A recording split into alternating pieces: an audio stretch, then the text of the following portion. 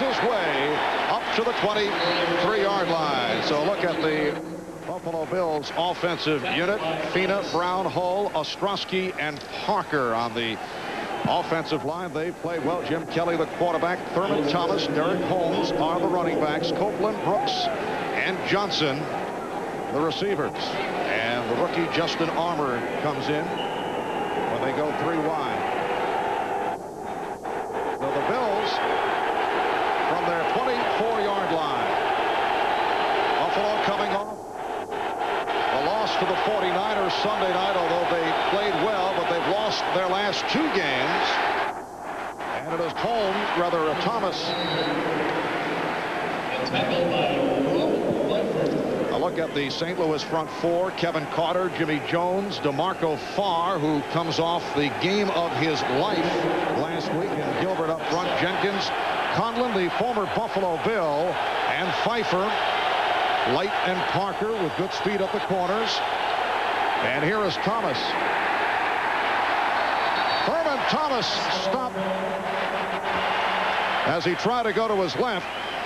Tackled by Gilbert and Jones. And just before the opening kickoff, apparently the teams had to make a quick switch because they lined up on the wrong end of the field. You know, they do call this professional football. That's the key. Offside, number 22, defense, lined up in the neutral zone. 5-yard penalty, repeat second down. All right, the penalty was on Mike Scurlock. Referee is the veteran Gordon McCarter in his 29th NFL season. Second down and 3 at the 32. And it is Thomas.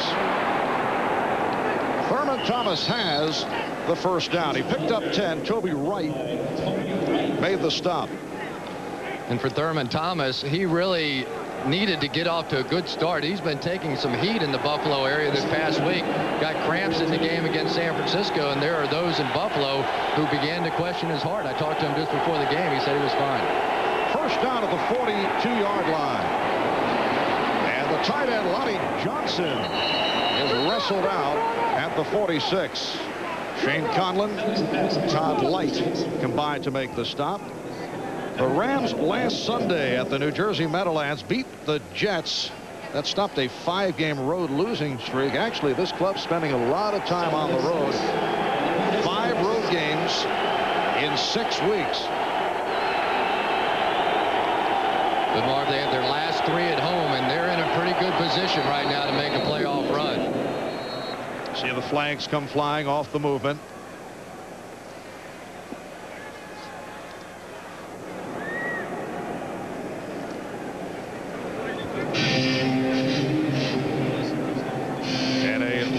Discussion here, accompanied by the music at the Trans World Dome. Encroachment, defense, 5 yards, still second down.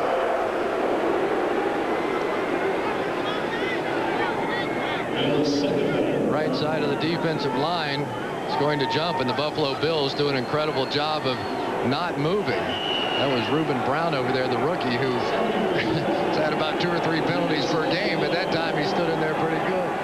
It is a 2nd and 1 at midfield.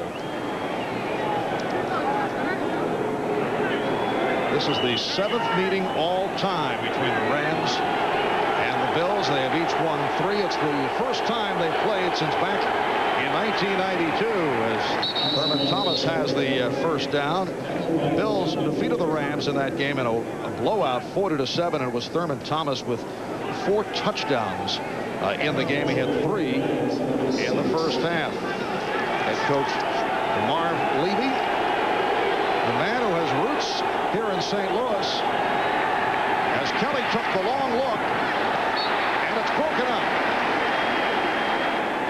Lylan Pfeiffer on the coverage of Russell Copeland.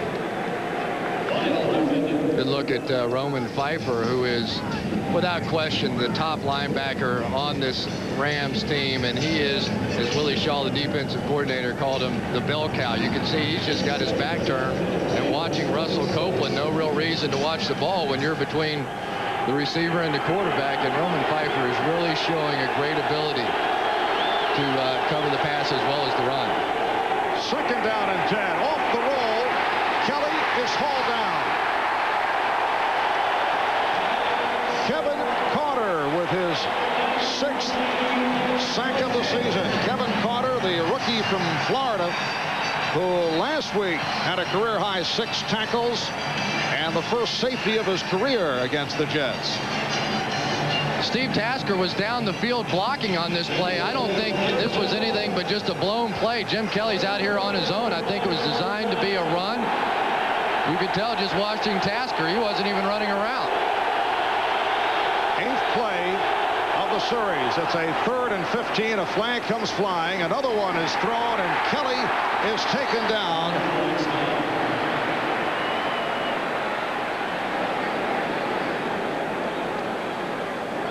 And let's see what the flags are all about. That's going to be a free play for the Buffalo Bills. Sack will not count.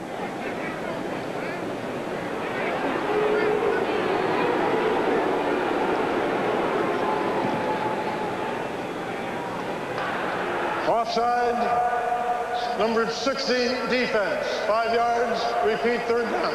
All right, Fred Stokes called on the flag. 3rd offsides called on the Rams on this drive. It is a 3rd and 10 at the St. Louis 46. 3 minutes gone by with no score. That snap handled by Kelly and throws a wobbler incomplete. Bill Brooks, the intended receiver. Like Jim Kelly got his foot hit or something as he threw the ball. His back leg came off the ground and really was unable to get anything into the throw. So the punting unit checks in. Chris Moore is back at his 40, and Todd Kitchen, who has a number of roles for today's game, which includes being the emergency quarterback with Chris Miller out. Dave Barr is the 2nd string behind Mark Rippon. The punt by Moore, and it is down at the 1. Ken Irvin making the play at the 1 on a 45-yard punt.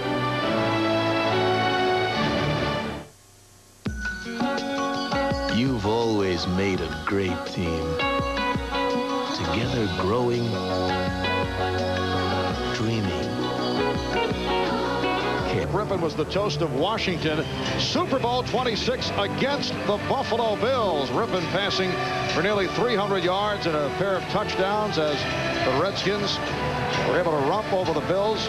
Jim Kelly, who set a Super Bowl record with 58 pass attempts, intercepted 4 times in that defeat, and Mark Rippon was named the game's most valuable player. So they certainly have memories of meeting back in January of '92 as you take a look at the numbers of the 2 quarterbacks. Greg Robinson getting the call for the Rams as they go to the offense for the first time. Greg Robinson is starting for Jerome Bettis. Rich Brooks looking for more speed out of the running back position, and Bettis, bothered by injuries, has been struggling. As of late, only 8 carries, 12 yards last week against the Jets. It's a 2nd down and 9 for the Rams. And again to the ground, and again it is Robinson. Bruce Smith on the tackle. Greg Robinson, the one-time member of the Los Angeles Raiders. St. Louis offensive line has had big problems this season. Gandy, Goes, Brustek, White, and Ashmore. Rippon the quarterback, Robinson at the running back spot. Cook is the H-back, and the receivers right, the former Cowboy and Raider, Isaac Bruce, who has had a big season, 86 catches. And Drayton Kinchin comes in as the extra receiver. 3rd and 7 at the 5-yard line. We have no score. We're early in the 1st quarter. And Rippon's pass was almost intercepted. Kurt Scholes had a crack at his 7th interception of the season. The pass intended for the tight end, Troy Drayton. And that one wasn't even close. Rippon started off the same way last week, throwing an interception for a touchdown, and almost pulled the Quinella here. In behind Drayton, and Kurt Scholes who's coming back off of an injury himself, but played so sensationally in the early part of this season. Almost came up with a big one there. Kurt Scholes, with the injury suffered by Henry Jones sitting out with a knee problem, has moved to strong safety. Matt Darby starting at free safety. The Landeta punt handled by Tasker, who has been on a roll, and he is hit down inside the 35-yard line. Gerald McBurrows on the stop. 43-yard punt and a 13-yard return. We'll be back in St. Louis in a moment.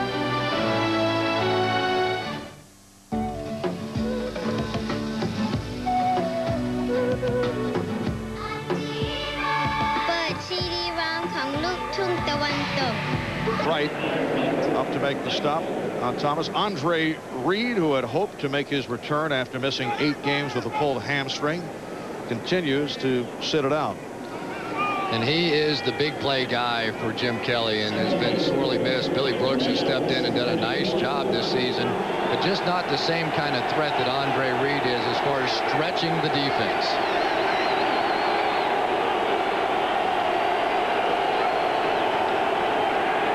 Kelly on second down, able to complete to Tasker, and he is right at the marker. Mike Scurlock, the nickelback, making the stop. And Steve Tasker really has done a nice job coming in as a wide receiver. Of course, the special teams ace for this team for a long time. And Jim Kelly made the statement that if he had played wide receiver right from the beginning, he would have been the next Steve Largent. And Steve Tasker came back and said, that's why we drug test people in this league. Oh. I'm telling you, that's what he said. Was Kelly referring to Largent politically, or I don't know. Maybe he could have been a congressman. I don't know. Right. And they are bringing out the yardsticks. You know, they're still working on the Trans World Dome, which is a stadium that is still under construction, working on the plumbing, finishing off the concession stands, experimenting with the sound system, as we can tell right throughout. Very powerful system. Some fans complained about the decibel level. Some color commentators have complained about it. And you know, Chris, there's pressure to get ready for the SRO Monster Truck Show that is coming here in early January. Want to get that sound system ready for the show, for the big one. No question about that. You know, the big test for this place was the flush test, though. Yes, they did. I know you took a personal interest in that one. Right. It is a third and about a half yard.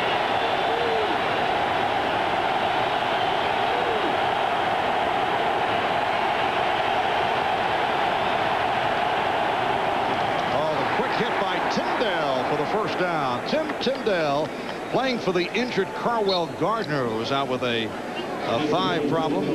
First-year player from Western Ontario University. Stopped by Roman Pfeiffer, but he has the first down. Nothing too fancy here. Tyndale just going in behind. They're trying to get the push right up front. Ostrowski did a nice job on the double team coming down and got just enough movement. Buffalo Bills with a first down at the St. Louis Ram 23-yard line. 6 minutes gone by in the first quarter. And Kelly throwing for the end zone. Touchdown! Kelly hooking up with Bill Brooks once again. And for Brooks's 11th touchdown reception, it's good for 23 yards. Just simply amazing what Billy Brooks has done. Little out and up pattern here, and he scored a couple of times on this pattern in games that we've done this year. Just man-to-man coverage. Billy Brooks, a guy, he came, the Bills didn't want him. They made him take $1 million pay cut during the course of the offseason because he wasn't fast enough anymore. He couldn't make the plays and just didn't want to keep him around. He went around, shopped a little bit. Nobody else wanted him either, so they signed him for a couple $100,000 here, minimum wage. And where would the Bills be this season without him? And for Jim Kelly, his 18th touchdown pass of the season. Jim Kelly combination has continued. That took 4 plays, 33 yards, set up by the good punt return by Steve Tasker. Tasker on a 15-yard punt return, and now Steve Christie will kick it away.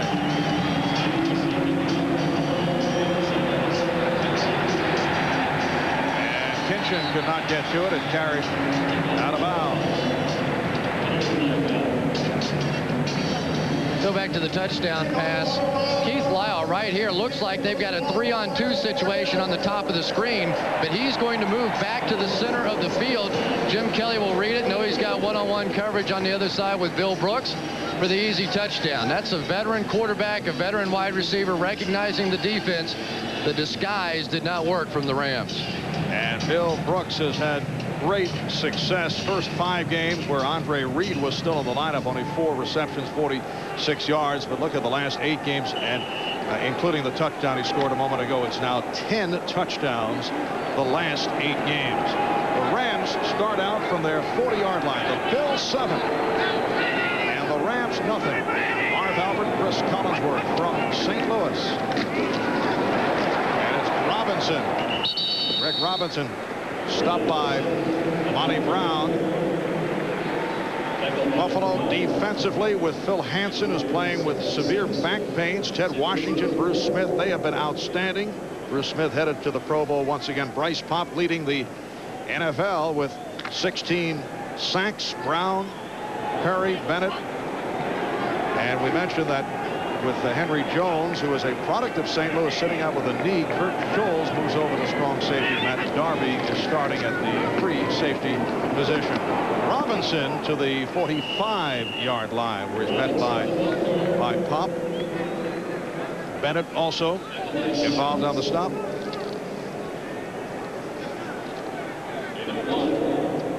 So it'll be a 3rd down and 5. Well, tonight here on NBC, Eddie Murphy will give Washington politicians the business in the Distinguished Gentleman. That is tonight right here on NBC. A 3rd down and 5.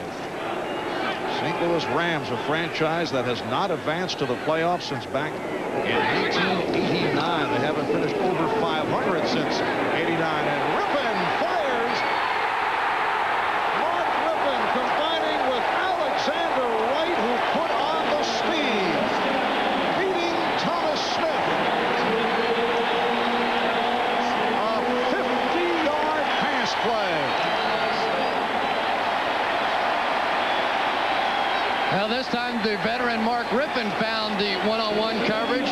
Nice job with the protection up front. And boy, are they happy to get Alexander Wright back. Last week, his first start after back surgery. He's still not 100%, but you leave him one-on-one in this league with anybody, and he is going to make things happen. He's really going to take some of the pressure off of the great Isaac Bruce on the other side. Alexander Wright had missed 8 games because of that back problem. 1st and goal from the 5. Robinson with a short pickup, met by the nose tackle Ted Washington. Greg Robinson signed by the Rams as a free agent after the Raiders dropped him. Remember, he missed all of last year with a knee injury. Ran well against the Jets last week. And they really felt in L.A. at the time, the Raiders, that Greg Robinson was going to be a star in this league. And then he hurt his knee, and they sort of gave up on him. But thank goodness they found him here in St. Louis, because Jerome Bettis has been a bust this season. 2nd and goal at the 4-yard line. Leonard Russell, the one-time New England Patriot, one-time Denver Bronco, stopped by Ted Washington. And this defensive team, they love Ted Washington. Look at Sam Rogers down on the field, the outside linebacker. Sam Rogers has played very well, an aggressive pass rusher out of Colorado, a 2nd-round draft pick last season. All right, we'll take a break. We'll be back in St. Louis in a moment. Limping off the field, he took a shot from Greg Robinson trying to come around the corner, number 59 right there, and Greg Robinson is going to come in and catch the back of his leg. It's like more of an ankle than a knee, but that's where it happened. Boy, and the Buffalo Bills, they just can't afford too many more injuries this season. They have really struggled just trying to make it to the end of the year. And a number of key injuries, aside from the fact that Kelly is playing hurt. Reed, and Mark Maddox, Jeff Burris. 6. Kinchin in motion. And Rippon fires. Touchdown! Todd Kinchin, the man in motion, beating Greg Evans on a 6-yard pass play.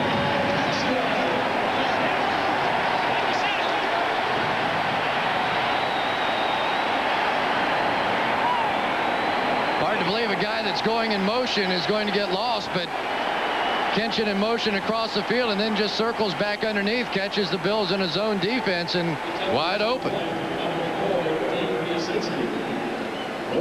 Dean Biasucci attempting the extra point.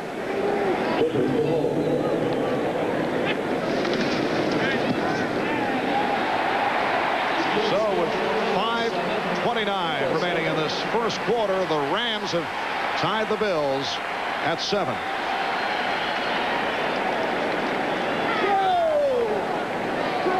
Kinchin's going to come in motion across the field and then just circle back underneath, and generally the motion guy is the easiest one to figure out exactly where he is. Bills in man coverage, you can tell by the way they're running back across the field, and just a slight little pick on the play, and that's what allowed Kinchin to get into the end zone.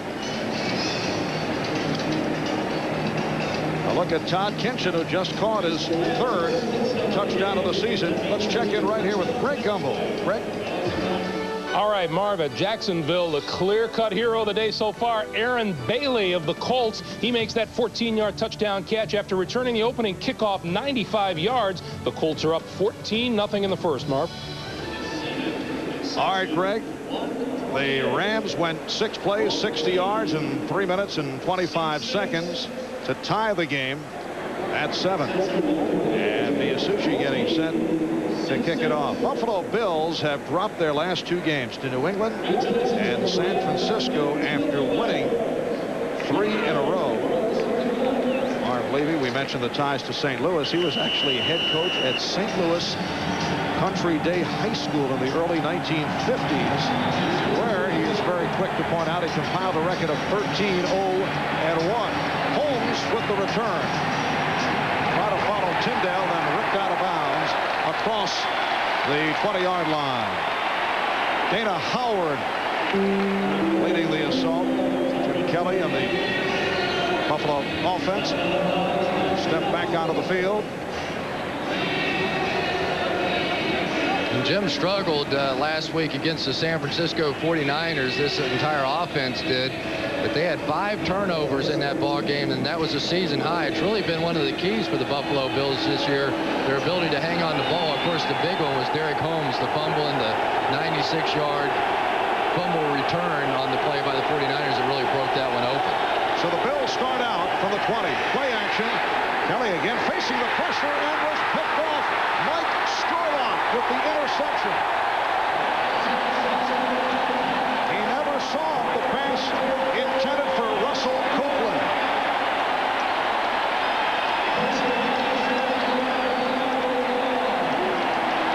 Mike Scurlock with his first NFL interception. A 5th-round draft pick, a rookie from Arizona who's been playing the nickelback position. Yeah, and one of the problems when you run that boot action, sometimes you turn your head back around as a quarterback and there's somebody right in your face.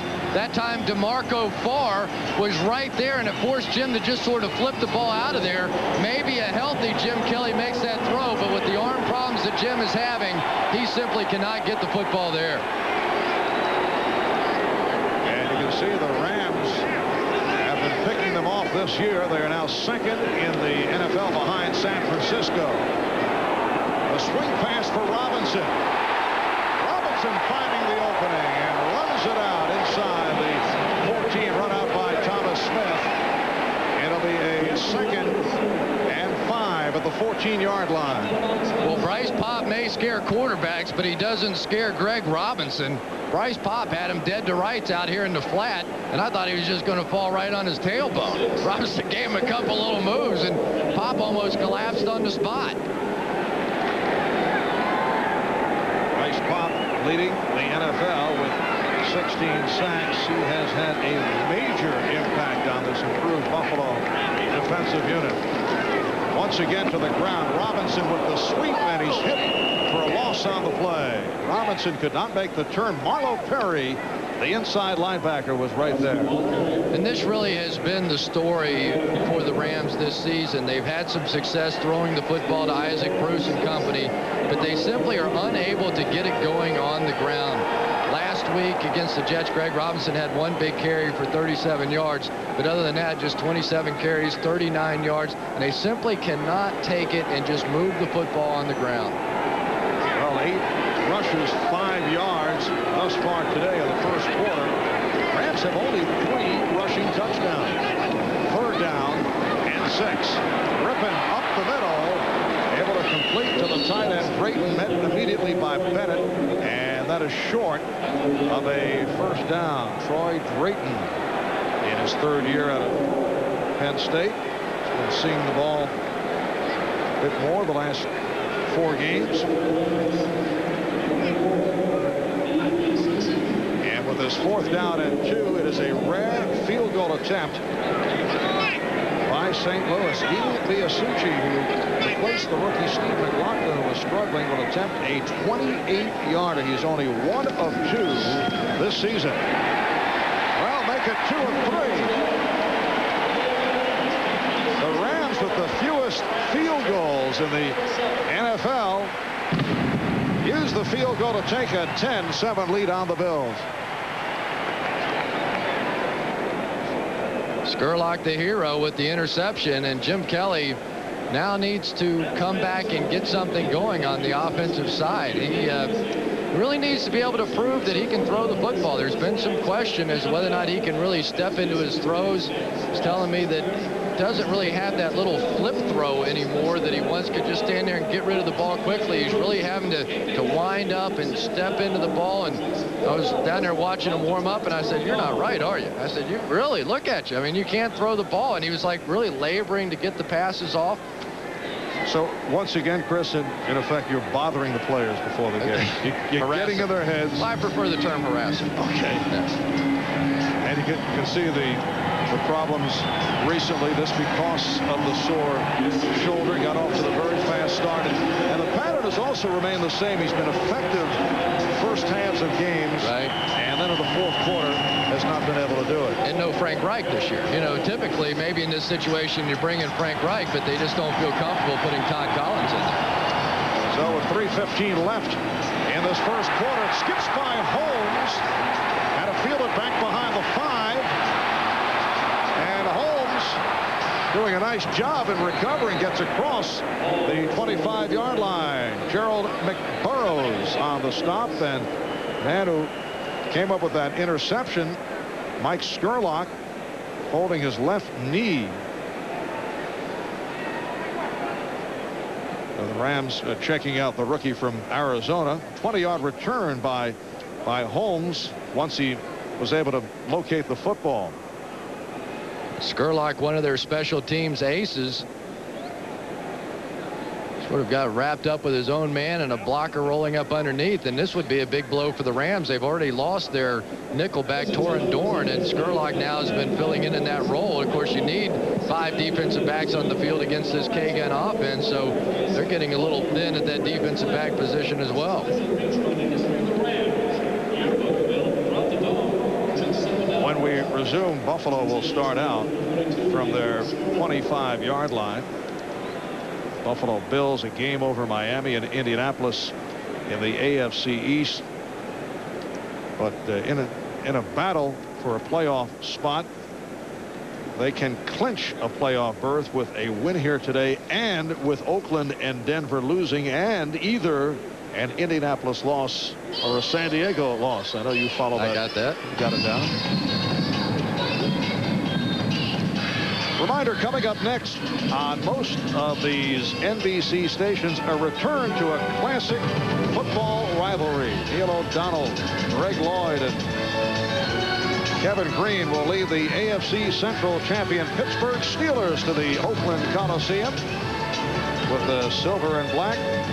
High-flying Harvey Williams and Jim Brown hoping to lead the Raiders back on the Super Bowl trail. And it's a game that will be seen as the second of our doubleheader on most of these NBC stations. We had a chance to see the Steelers last week, and that defense is back. They still have some injury problems, and Rod Woodson not there, but boy, are they tough defensively right now. What is most impressive about the Steelers, Bill Cowher, who is noted primarily for his defensive take, being a former linebacker, though, has, along with Ron Earhart, his offensive coordinator, really opened up the offense, what with the addition of Cordell Stewart. Yeah, Earhart, they're calling him now. He used to be the most conservative guy in football. Buffalo 1st and 10 at the 25-yard line. 3 minutes left. First quarter. Rams with a 10-7 lead. Here's Thomas.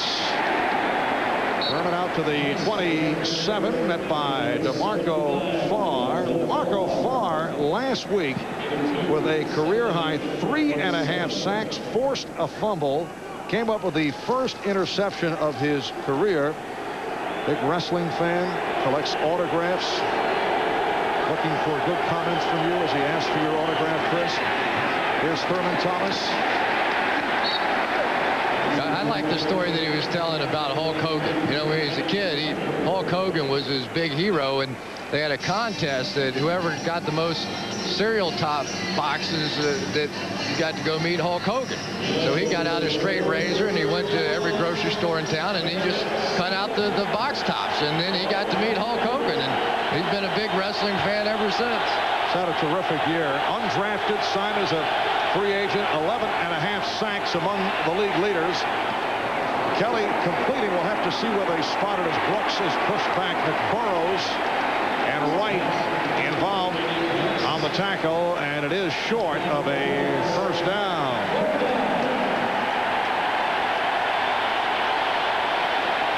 And eventually the Bills are going to have to prove that they can push the ball down the field a little bit. Throughout the last few weeks, they've been getting shorter and shorter with that passing game, in part due to Jim Kelly and his arm problems, but also due in part to the fact that they really just don't have the great speed on the outside at the wide receiver position. So Chris Moore back at his 20. Todd Kinchin awaits the punt. And a deep one.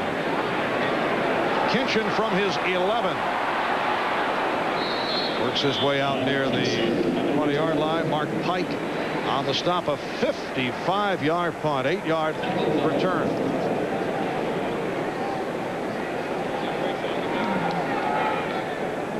I'm not sure Jim was too happy with his tight end Lonnie Johnson after that last play.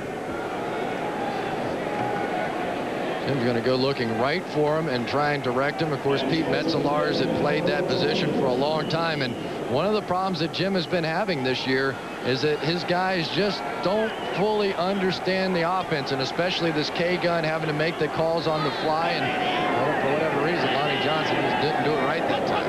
So the Rams from their 20-yard line. Robinson able to find an opening. Nice spin move by Robinson.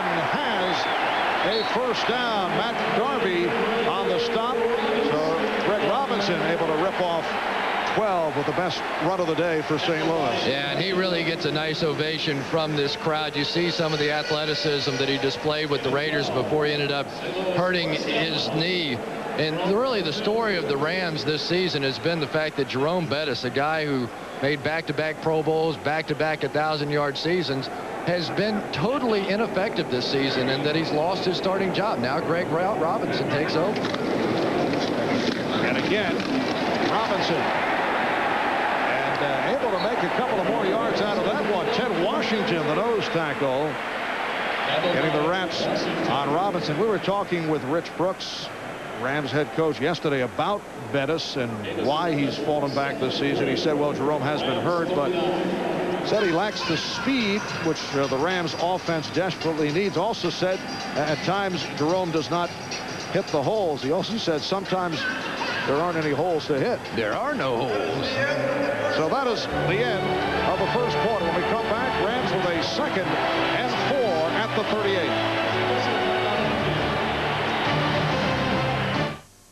38. Imagine a satellite. Bettis, well, he is on the field. Jerome Bettis, first 2 years, couple of 1,000-yard seasons, 2 Pro Bowl appearances as a member of the Los Angeles Rams. And they were really upset, the Rams coaching staff, that he didn't come in better shape. He had a long contract holdout, but because he had one of those voidable year contracts, they knew he was coming in, but he just didn't do the work. He enough in the offseason.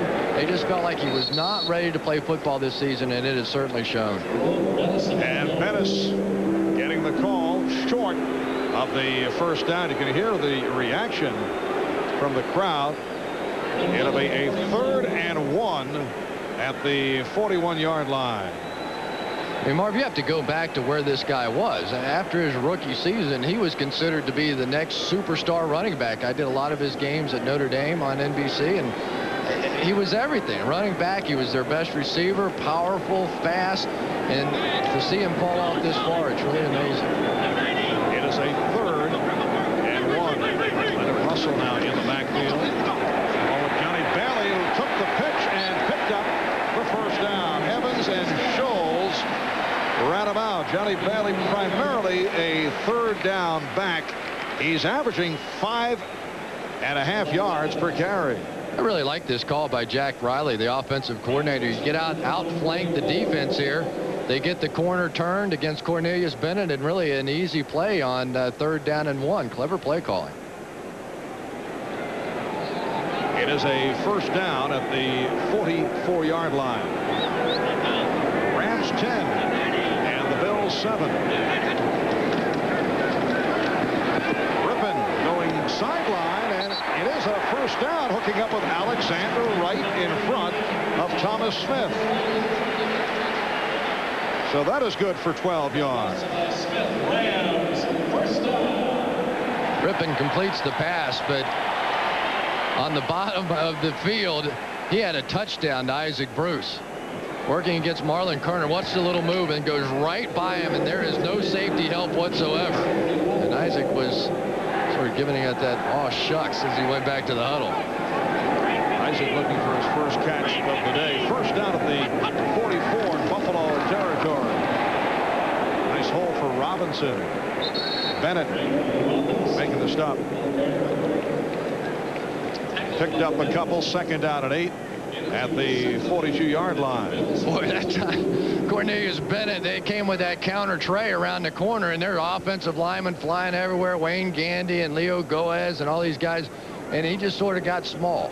You know, sometimes you can get small as a linebacker, and they ran right by him and about took that guy's head off. Mark Rippon 5 of 6, 78 yards, 1 touchdown, making his first start since filling in for Vinny Testaverde last November with the Cleveland Browns. This time throws too deep for Isaac Bruce. Marlon Kerner, Thomas Smith on the coverage. Once again, there was an opportunity. Bruce was open going down the field, and Mark Rippon knew he missed him. Isaac Bruce got shut out in the first half last week of that game. Aaron Glenn, our view like this, they basically played a box and one. You know, the old basketball thing where, you know, you play the zone and one guy plays man-to-man. Well, Aaron Glenn had Isaac Bruce all over the field, and the rest of them just played zone in behind him. That's how good Isaac Bruce is. And then Isaac able to erupt for a couple of touchdowns in the second half. Flags are thrown. It's Carl Wilson, number 73, an 8-year man from LSU. Ball start, number 79 offense, prior to the snap. 5 yards, still 3rd down. Wilson was pulled by the left guard, Leo Goez. There he is. Marv, I don't see Phil Hansen on the field again for the Buffalo Bills. He's been struggling with a back injury, and they actually had to shoot him up for the plane ride home from San Francisco. And we saw New England really run the football right at where his position is a couple of weeks ago. We'll see if the Rams can do it. 3rd down and 13. Looked like Rippon changed his mind. Pass intended for Johnny Bailey.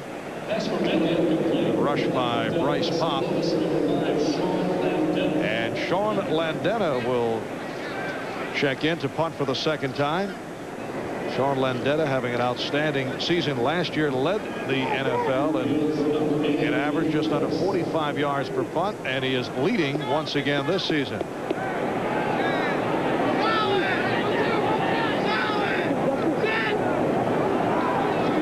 Brooks is back and lets it fly, but it is kept alive and downed. Wow, Victor Davis. 46-yard punt, and Davis able to dive for it. Get on your Pontiac And on that football. And from the punter point of view, the best of all possibilities, gets a 43-yard punt. And his team is able to down it at the 2. And this crowd is alive. The Rams with a 10-7 lead on the Bills. 3 minutes gone by. Second quarter. Oh, what a fake. And Thurman Thomas with the big hole up the middle. Keith Lyle, the free safety, on the stop. Thomas with a 15-yard pickup. Looked like Jim Kelly, as he backpedaled, fell down. Don't know if an offensive lineman stepped on Jim Kelly or not. Nope, I think he just tripped over his own feet. But there was a massive hole in there right behind Jerry Ostrowski, the right guard. First down at the 17. Kelly able to stand in the pocket and then forced out. And then just throws it away. And DeMarco Farr is going to give up a cheap 15 yards. And Jim Kelly's going to talk a little trash to him, too. Late hit after the throw.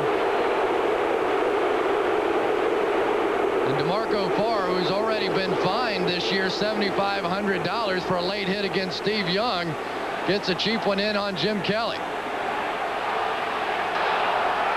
Personal foul, roughing the passer, number 75 defense, body slamming the quarterback. 15 yards, first down. So it's not going to be the hit itself. They don't consider the hit to be late. It's what he does afterwards. The body slam right there and drive the quarterback down into the ground. 15 yards. So frustrating for these defensive linemen. You know, they live their lives to try and get their hands on a quarterback, and they finally do, and they make a tackle. But the league, and honestly justifiably so, they're trying to keep these quarterbacks healthy because they're the guys that make the game interesting to watch. It is a 1st and 10 at the 32-yard line as Kelly goes underneath for Brooks. And a flag is tossed as Brooks is taken down at the 38 by the strong side linebacker Carlos Jenkins. Rams hit with their 5th penalty in this first half. The Bills have not been called. And again, against the Rams. And Rich Brooks going to work on the officials now. Illegal chuck beyond that 5-yard area called against the Rams.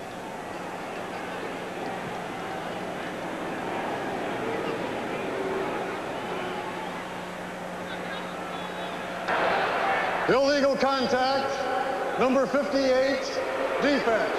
5-yard penalty, automatic first down. Well, that's Roman Pfeiffer, a native of Plattsburgh, New York. 2nd-round pick out of UCLA 5 years ago. Rams leading tackler. And head coach Rich Brooks is very upset. 1st and 5. Thomas is hit for a loss. Sean Gilbert with the tackle and the celebration.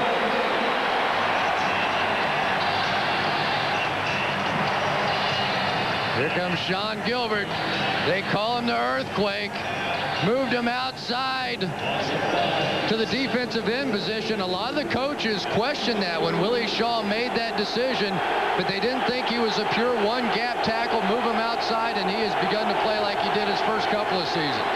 2nd down and 15. And Thomas catching it in a crowd. Carlos Jenkins and Keith Lyle combined to make the stop.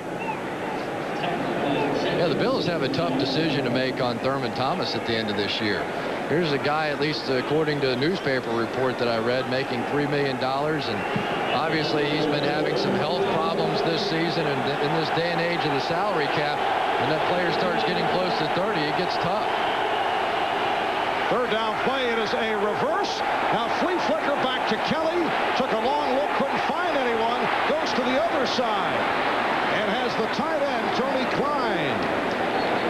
Todd Light able to make the stop. It is a first down and a most unusual play that goes for 17 yards. You know, I don't think Tony Klein's ever been that wide open in his life. Tony got so excited after he caught the ball, he just tackled himself. They come with like a double, triple reverse and flip it back. They're trying, Tasker's at the top of the screen. He's trying to lull somebody to sleep. It's not there. And then all of a sudden, Klein over there on the other side of the field was wide open. And Kelly able to complete to Brooks, just short of the first down. Light on the coverage of Brooks.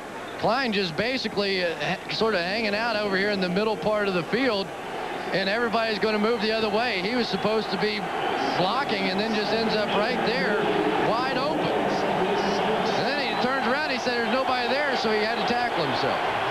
And here's Holmes. Derek Holmes roaring inside the 25. Another Buffalo first down right. Able to trip him up. Holmes goes for 13. Getting back to Tony Klein. That's only his third catch of the season. Fourth-round draft pick, a rookie from Stanford. Buffalo Bills are very high on Tony Klein. Well, no wonder he's so excited.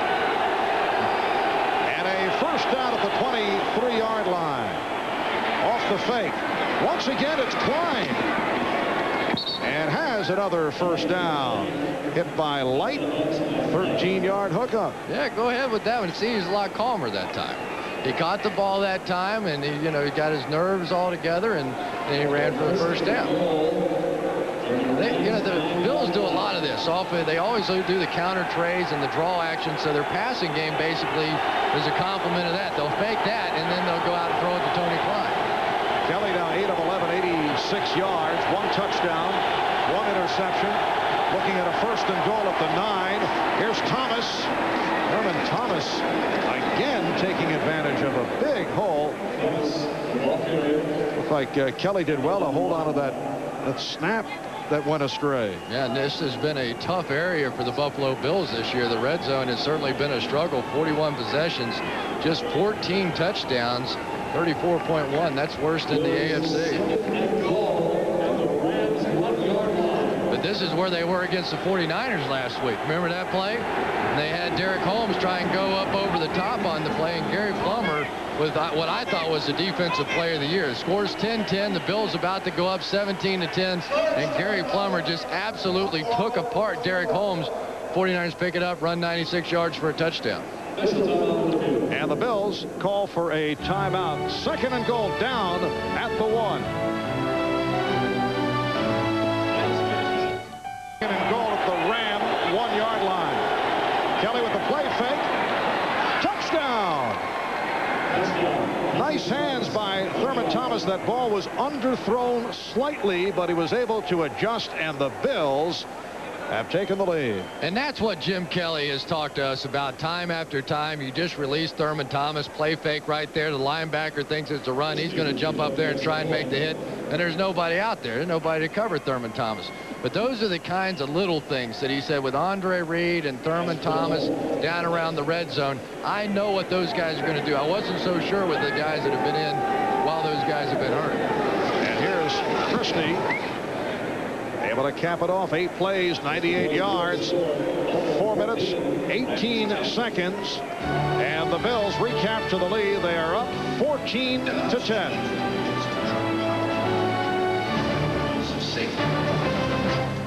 Lead on St. Louis. The kick by Christie, handled by Kinchin. Todd Kinchin reversing his field and then brought down at around the 30-yard line. Chris Green making the stop. 22-yard return. Want to look at the touchdown pass from Kelly to Thomas to give the Bills the lead as they're able to cash in from the 1-yard line, as opposed to what took place last week on the carry by Derek Holmes, and this turned things around against the 49ers. That hit by Gary Plummer I thought was one of the great defensive plays of the year. Lee Woodall, 96 yards for the touchdown. Look at the score. The score was 10-10. Buffalo would have been up 17-10. And Marv, in watching that game, I really thought the Bills had a chance to win it until that play just completely turned it around. And Derek Holmes, obviously, he's gotten over that. He's not worried about it anymore. All right, first down at the 32-yard line, and Rippon just threw it away. Right here, we'll check in with Greg Gumbel. All right, thank you, Marv. In Jacksonville, the Jaguars have cut the lead in half for the Colts. James Stewart up the middle for 6 yards and a touchdown with the extra point. Indy has a 14-7 lead now over the Jaguars, Marv. All right, Greg, 7:35 remaining in the first half here in St. Louis. Buffalo with the 14-10 lead. Marv Albert, Chris Collinsworth. And the Rams with a 2nd and 10 at the 32-yard line. This is a Rams team that started the season at 4-0, went 5-1, but they have won only 2 of their last 7. And Rypien on a timing pattern goes incomplete. Monty Brown on the coverage of the backup tight end Pat Carter. The crowd was looking for an interference call. Well, still Mark Rypien has been unable to get the football to Isaac Bruce, and they're not doing anything special today. There's no boxing one or anything on Isaac Bruce this afternoon. And he really is, I don't want to say struggling because he's had an unbelievable year, but in the first 10 games of the year, Isaac Bruce was averaging 7 catches, 118 yards a game. Over the last 3, just 61 yards per game. And they really need to find a way to get him back in this offense. He's their home run hitter. 3rd and 10. And it is broken up. Intended for Bailey. Did he catch it? He did. He was able to hold on, but it is short of the first down on the coverage by Schultz. Coach Johnny Bailey lost it, but that was a nice catch in heavy traffic by Bailey. And that's one of those, as a receiver, you go back over to the quarterback and you say, don't throw that anymore. And what are you thinking about? That guy, what are you trying to get me killed? And it was out there, and it wasn't even for a first down. Johnny Bailey in his 6th year out of Texas A&I. Well, you see Thomas Smith being helped off. But that would be tough, too. They've already lost Jeff Burris, their other corner. Marlon Kerner playing over there, and now Thomas Smith. This has been physically. Henry Jones out of the game, their strong safety, so they would be down to just 1 starter in the secondary. Sammy Rogers hurt his ankle earlier. X-rays were taken, but apparently Sam is all right. Might be able to return. Here's Landeta. Tasker on the return. Finding the opening. Steve Tasker does it again. Nice return. Goes for 19 following the 48-yard punt by Landeta. Cedric Figaro on the stop. Well, next Saturday, following the Steelers and the Patriots, NBC Sports will present the Lexus Challenge, hosted by Raymond Floyd, as a number of celebrities will pair up with golf's biggest names like Jack Nicklaus and Arnold Palmer, and host Raymond Floyd in the game's newest event, the Lexus Challenge, next Saturday here on NBC. You play golf as well as you shoot free throws? Yeah, that was quite an exhibition you put on yesterday. You know, I was going to say nice things about your outside shooting abilities. Thurman Thomas with the big hole. Thurman Thomas is forced out across the 20 by Keith Lyle. A 49-yard run by Thomas. And this has been the play that they have been executing all day. One thing about this Willie Shaw defense, their philosophy with their tackles is they want to get up the field. And right now the Buffalo Bills are simply allowing them to come up, using their offensive line just to turn people out. And Thurman Thomas on that draw has been getting big chunks of yardage. And for Thurman, his longest run of the season. Now Holmes on a slant, running hard inside the 10. And it'll set up a 1st and goal. He was run out by Toby Wright. The combination of Thurman Thomas and Derek Holmes doing it here in the first half. Thurman 10 carries for 86 yards. And Holmes able to run it down to the 1-yard line. Well, here's exactly what I'm talking about. Kevin Carter out here just is going to run up the field and run himself out of the play. Glenn Parker turn him outside, and there's nobody there. Once again, the Bills have a 1st and goal down at the 1. And it's to the ground. This time Holmes is stopped. Sean Gilbert able to stop Derek Holmes. See Derek get his head and shoulders all down. He didn't want to get hit in the face like Gary Plummer did to him last week. take this ball and just duck his head down is a good thing, too, because the earthquake was going to hit him. Yes, Sean Gilbert at 6'4", 305 pounds, out of the University of Pittsburgh. Second and goal at the 1. And they go to the other side, and this time Holmes able to take it home. So the Buffalo Bills extend the lead. Well, the Bills looking pretty good here today. This isn't a bad Rams defense at all. And Rich Brooks and company has to be wondering what's going on. You know, I thought that the San Francisco game, good job out in front there by Reuben Brown with the kick-out block, but I thought the San Francisco game really set this Bills team apart. Even though they didn't win the game, they showed that on the road in San Francisco, they could play with the best in football, and maybe that confidence is carried over here today. And Steve Christie puts it through. 4 plays, 67 yards. Holmes with his 3rd touchdown of the season. In shopping for a luxury performance. Really sets this up, pulling out in front, but watch the reach block right here by Kent Hull. That's the key, because when your guard pulls out, obviously you got to go back and get the guy where he pulled from, and Hull able to get the reach block, and that's an easy touchdown for the Bills. Yes, Marv Levy enjoying the moment as his club has extended to a 21-10 lead on the Rams with 5:29 left in the half. The rookie Derek Holmes at pick number 244, proving to be an excellent draft pick. He really has. So instrumental, of course, when Thurman Thomas was out with his injuries. 7th round pick out of Portland State. Kitchen with the kick return. Across the 25. Angles his way up near the 35-yard line. A 31-yard return by Kitchen. Tim Tyndale involved on the stop. Well, the Bills in this first half have accounted for 118 yards on the ground. Kelly is 8 of 11 for 1 touchdown and 1 interception. The Bills with 202 total yards, and Thurman Thomas has come roaring back here this afternoon. Yeah, he had those really bad cramps last week in both his hamstrings and back up into his back, and was unable to play in the second half. The Rams from their 34-yard line.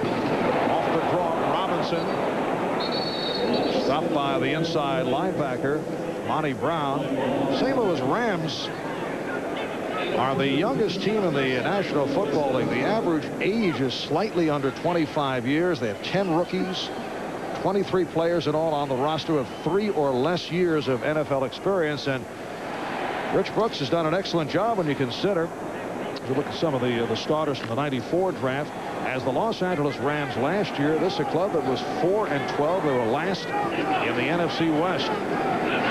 2nd down and 7 at the 37-yard line. And Rippon able to find Isaac Bruce, and that is his first catch of the day. And Bruce goes up from the crowd. He really is just so popular, and a little bit like Jerry Rice. You know, he's just one of those guys that even if it's just a little dinky pass here and Marlon Kerner chasing him all over the field, you just got to get him the football and allow him to try and break a play. There's only a couple of guys in the league, Jerry Rice and Eric Metcalf, who have more yards after the catch than does Isaac Bruce.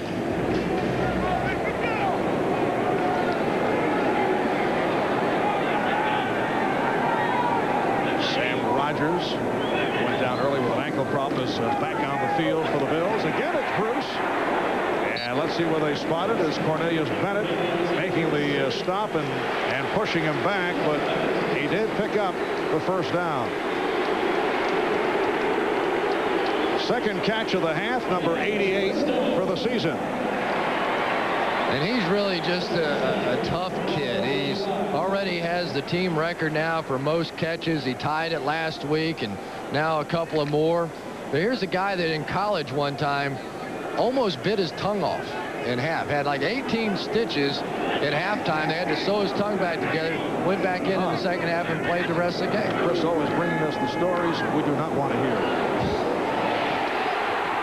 As Bruce with the reception, and then the recovery appeared to be Marlon Kerner or Cornelius Bennett, but let's Let's see, did they rule that a completed pass? Did he have possession? Isaac Bruce is just walking off the field. He's assuming that it is a fumble. He's not even lobbying at all. So I get the feeling that he thought that he had the ball and it was a fumble, and that's what they called. It is called a catch and a fumble, and the Bills will get it back. You'll see it as the officials saw it. Regular speed. Did he get those 2 feet down? 1, 2.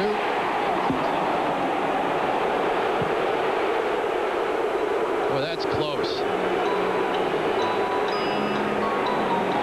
You know, I mean, I've got to kind of go off of Isaac Bruce. Isaac Bruce, I just walked right off the field and sat down on the bench.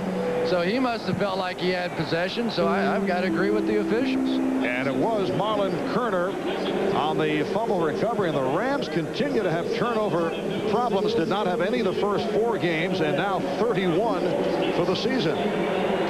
That's really, I mean, what the rule basically says that you want to get that second foot down and make the catch, and that second foot was real close. I think it was a clean catch by Isaac Bruce, but at the same time, he never really had a chance, and more often than not, the officials are going to give the benefit of the doubt to the receiver in that case because they don't want to see a lot of turnovers and a lot of bad plays.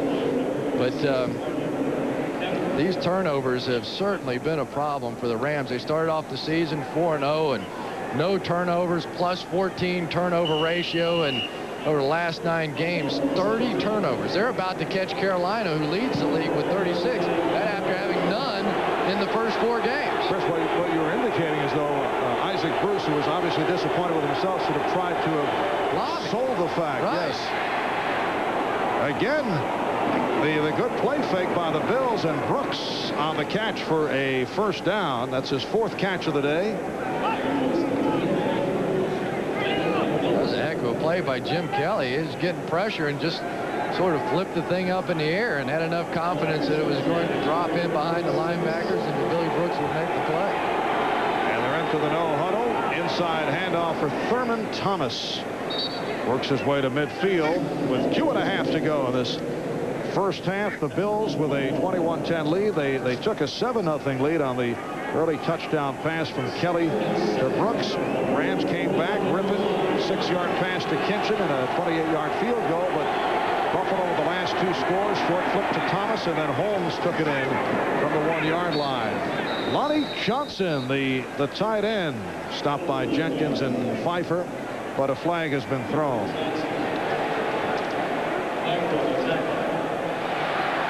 And that's the first penalty against Buffalo.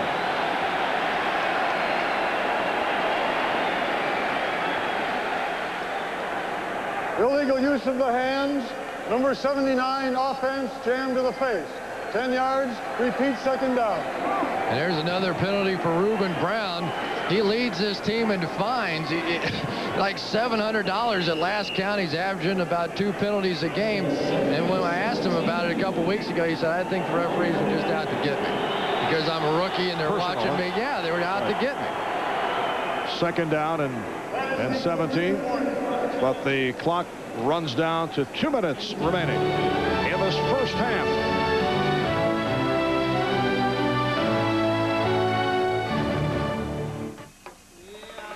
Left. First half, it's a 2nd and 17. This time the inside handoff goes nowhere. Thomas met by Gilbert. Well, the one thing about the Rams defense out here today is because they're having to play the nickel, that means that Shane Conlon, their best run stopper, is not in there. They get their pass coverage guys in there. And so consequently, they've struggled against the run. Willie Shaw is the defensive coordinator who poor Willie Shaw, over the years, he's been almost a lot of things. He was almost the San Diego defensive coordinator when Bill Arnsparger left. He was that for a couple of days. And was actually the head coach at Stanford for like 12 hours. You know, they told him that he was going to be the head coach.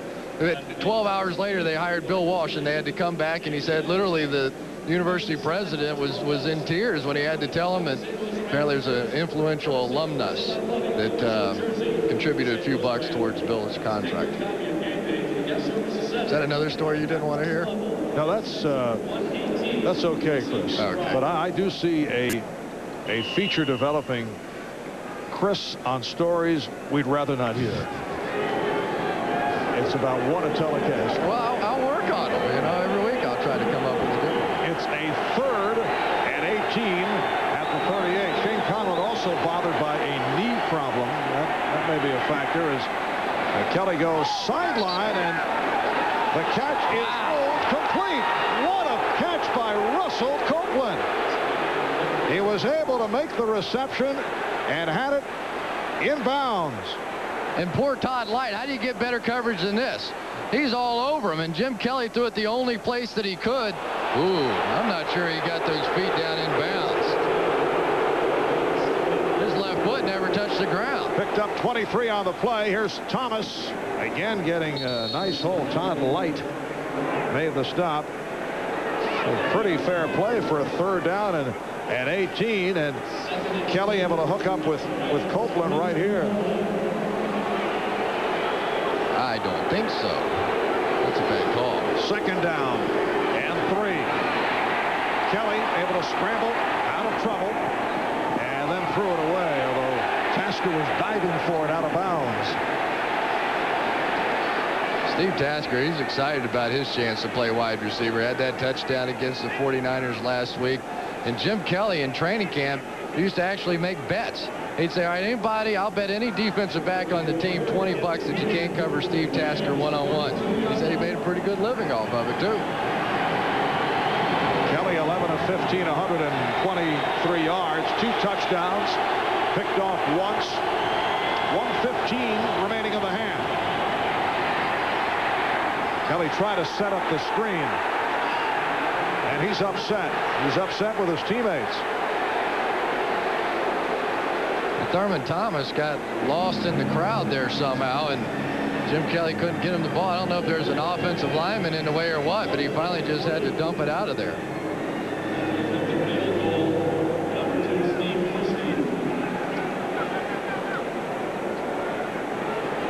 There really wasn't anybody around. Jim trying to direct traffic. That could have very easily been called intentional grounding. Looked like he was trying to set up the screen. This is a 50-yard attempt for Steve Christie. Line drives it. No good.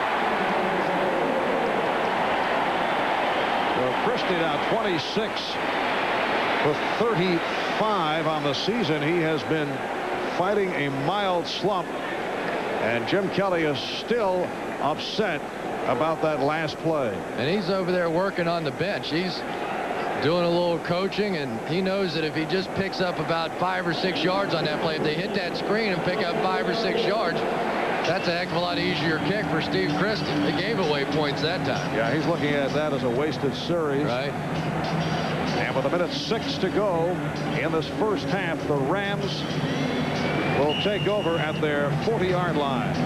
You know, Marv, this is really a much different Ram offense, too, without Chris Miller in there. Of course, the concussions, and he's not going to play, may not play the rest of the season. But this has been a totally different style of offense for the Rams, much more in the pocket-ish. Rippon staying in the pocket and completes to Bailey. Pocket-ish, huh? I just sort of make them up as I go. Once again, Chris has coined a phrase. It'll be a 2nd down and 2. Rams with 2 timeouts remaining. Bills have 2 left.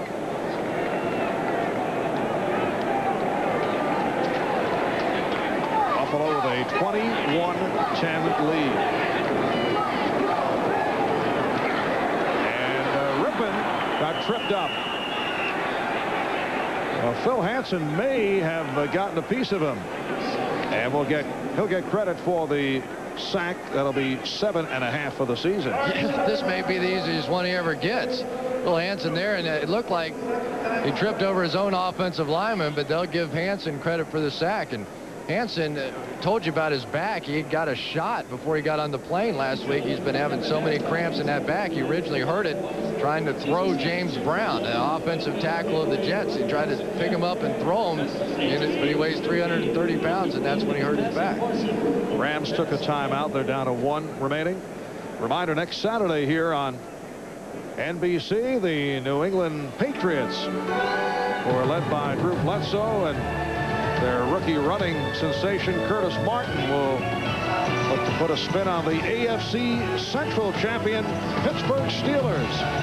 The NFL's most fierce defense, led by All-Pros Kevin Greene and Greg Lloyd, have certainly given the Steel Curtain faithful something to cheer about in Pittsburgh next Saturday right here on NBC.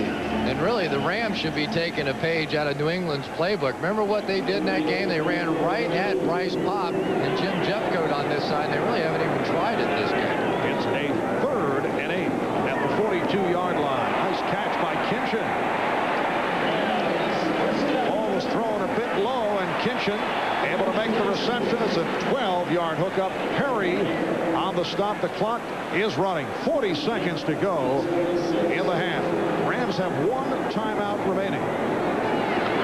And Rypien throwing downfield. The pass intended for Alexander Wright, covered by Matt Darby. And Mark Rypien is upset with himself. Poor technique here. He's gotten away with this throw a couple of times today, but he's going to fall back a little bit and try and just lob it out there. And I know it's hard stepping into Bruce Smith, but that's what you have to do to make that throw. Mark Rypien, who spent 7 years with Washington, Super Bowl MVP. Last year, spent time with Cleveland, started 3 games, signed as a free agent with St. Louis. Looks at this as another rebirth, as he put it. 30 seconds left in the half. Rypien stepping up and then pushes it ahead. A shovel pass for Johnny Bailey. And Bailey is taken down. What was that? Johnny Bailey with the double leg kick at the end of the play after the shovel pass by Mark Rypien. The two-handed chest pass from Rypien, and then the double leg kick at the end. Rypien's going to come up. Remember the old basketball thing, the two-handed push pass? We used to practice that a lot. Now watch this. Johnny Bailey was, That's one of those movies you put on late at night. Even Johnny's laughing about it. Yes, a karate finish by I tell you, who would like DeMarco Farr would have liked that one. You know, the wrestling fan, the guy that had the meal with Hulk Hogan. Went right at Chris Green, the extra defensive back. And time has been taken with 21 seconds remaining in the half. So St. Louis is out of timeouts. Good half so far for Jim Kelly and the Bills, and right now the Rams really need to pick up this first down. They're not in field goal range. If they can pick up a first down here, at least get 3 points out of this drive. A little momentum going in at the half. 3rd down and 3.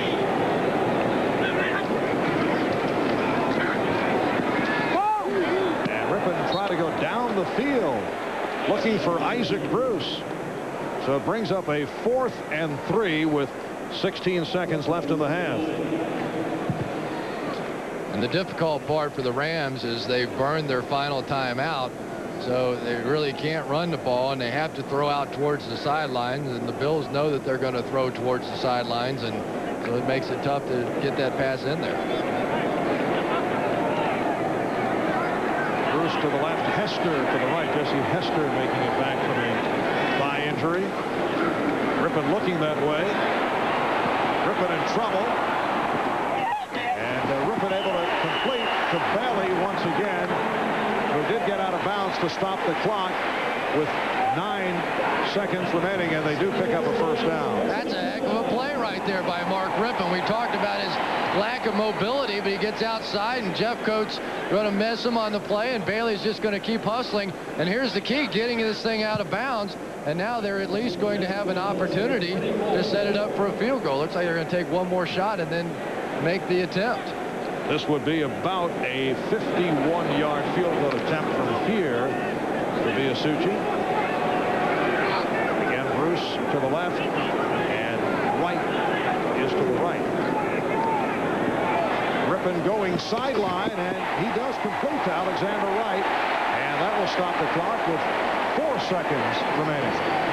Alexander Wright with that big play earlier in the game, and I think this is one of the prettier plays in football. Watch the toe tapper on the sideline, and Alexander Wright, the veteran, watch him work it. Get those feet down. That's a nice play. And Biasucci earlier hit from 28 yards away. The former Indianapolis Colt signed with the Rams about 6 weeks ago. This will be a 42-yard attempt. Well, apparently they are measuring, although they are going for the field goal. Really does not matter. But I guess for those who are stat oriented, when the final stat sheet is printed, that will go officially as a first down, Chris. That's good. That's a great waste of a minute on national television. So Biasucci with Rypien holding on a 42-yard attempt.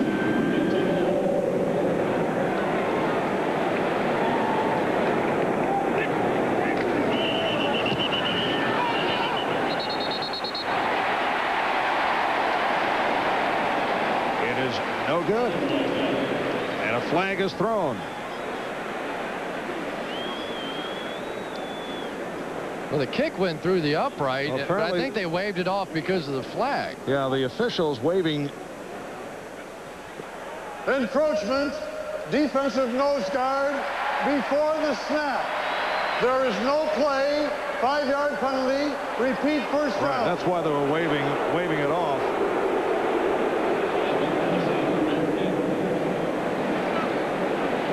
So this will now become a 37-yard field goal attempt. I'm not exactly sure why they waved that off, though. Unless you make contact, they're supposed to just let that play go. Why would you not allow that kick to be good? That's a strange play. Now Biasucci is able to put it through. This time from 37.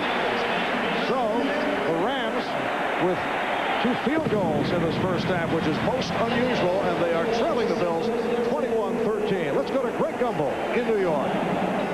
On the ground, and Thurman Thomas, hey, he looks like he's 25 years old again, really getting the job done for Buffalo and taking the pressure off the passing game. All right, a look at the quarterback stat line in the first half. Jim Kelly, 11 of 16, 123 yards, 2 touchdowns, 1 interception. Mark Rypien, 14 of 21, 153 yards, but really not able to get much going. Has to find a way to get the ball in the hands of Isaac Bruce. The kick returned by J.T. Thomas. Gets out to the 30-yard line. Thomas, a rookie from Arizona State, going 25 yards on the return. Damian Covington on the stop. Really been amazing on first down so far in this ball game.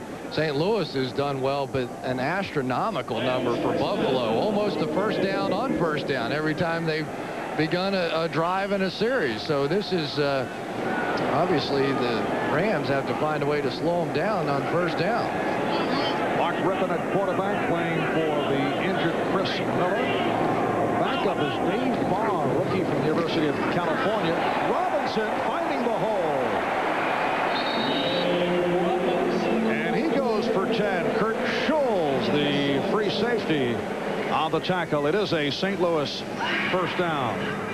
The old counter tray, they're going to pull out and around, and Robinson going to come here and then cut back behind the whole thing. And I think Buffalo's defense was anticipating that this thing was going to happen a little bit wider behind those offensive linemen, and then when it didn't, there was a big hole to cut back. Rams first down at the 41-yard line as the second half gets underway.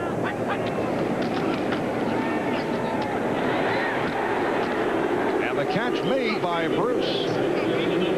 Ken Irvin, the extra defensive back, on the stop. It is just short of a first down. And in the blue sweatshirt, Chris Miller, who last week, unfortunately, in the game against the Jets, suffered his 5th concussion in 14 months.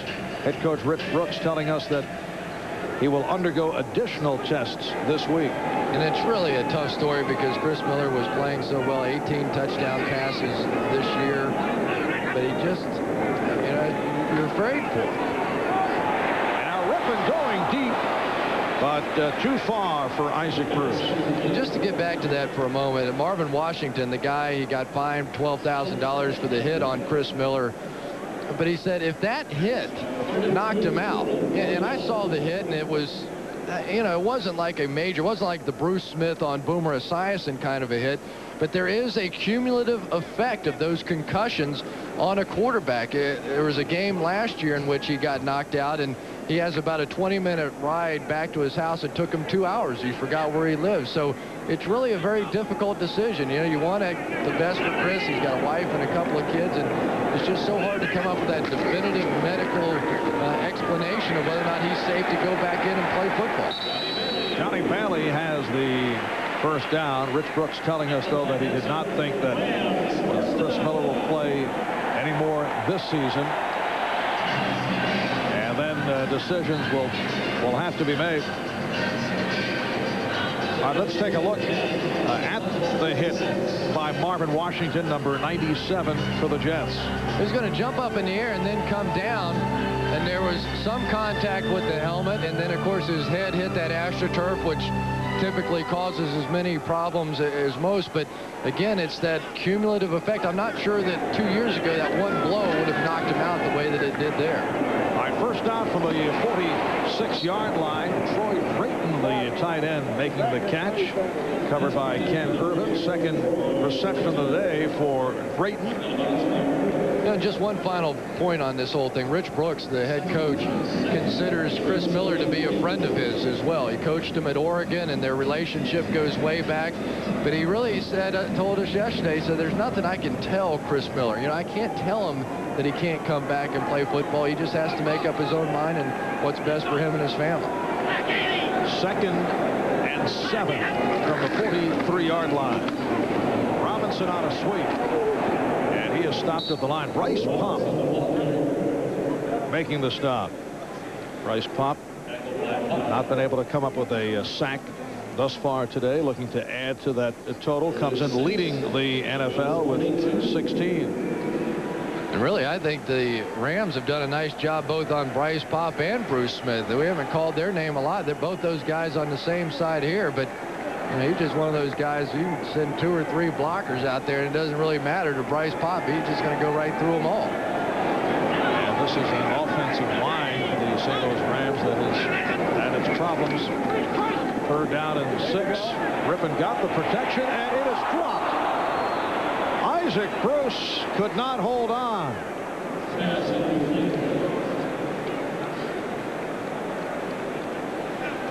Isaac Bruce dropped the touchdown pass last week. It's very untypical of Isaac Bruce. Actually dropped a couple of balls last week, and that certainly is one that he could have had as well. 1 drop, 1 fumble, 4 catches for only 34 yards for Isaac Bruce. Sean Landeta coming on, and he'll punt to Bill Brooks. Usually like Brooks back in fair catch situations, but I feel there will not be a return. The crowd looking for contact between Dexter Davis. Bill Brooks, no flags thrown. 42-yard punt. They'll bring it out to the 20, and we'll be back in a moment.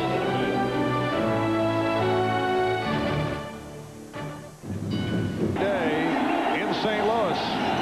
We welcome you back to the Trans World Dome. Thurman Thomas getting the call, reaching out to the 25-yard line. Pfeiffer and Wright combined on the stop, so that's 99 yards for the game on 14 carries for Thurman. 8:03 for the season. So he needs 197 over what, 2.5 games. Thomas on the reception has the first down, run out by Jenkins. He's 197 to keep this going. That's exactly right, and obviously that means a lot. 7 consecutive seasons of a 1,000 yards if he can get about 197 more, and also 1 more yard, and he'll hold another team record for the Buffalo Bills with 42 100-yard games. First down at the 31. Again, you saw the hole develop for Thomas. East of the 35, DeMarco Farr, who has been kept in check off his performance last week, was involved on that stop. And here's the record for Thurman Thomas. Passes O.J. Simpson. He was tied with O.J. with 41 100-yard days, and that one is going to break the record. Second down and 6, and another first down for the Bills. Copeland on the catch. That is his second, tackled by the right corner, Anthony Parker. He sort of likes playing against the Rams. Putting up basically the same numbers. The only difference is he still has another half to play here. In that last game against the Rams, the LA Rams, he had 4 touchdowns. Here's Thomas on a stutter step. Flag is thrown. Kevin Carter on the stop of Thomas. Penalty flag down. Tackle by Carter.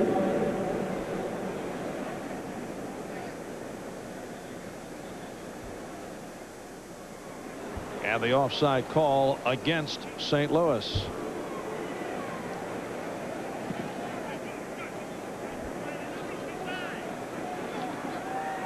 Offside, right defensive tackle, 5 yards, repeat, first down.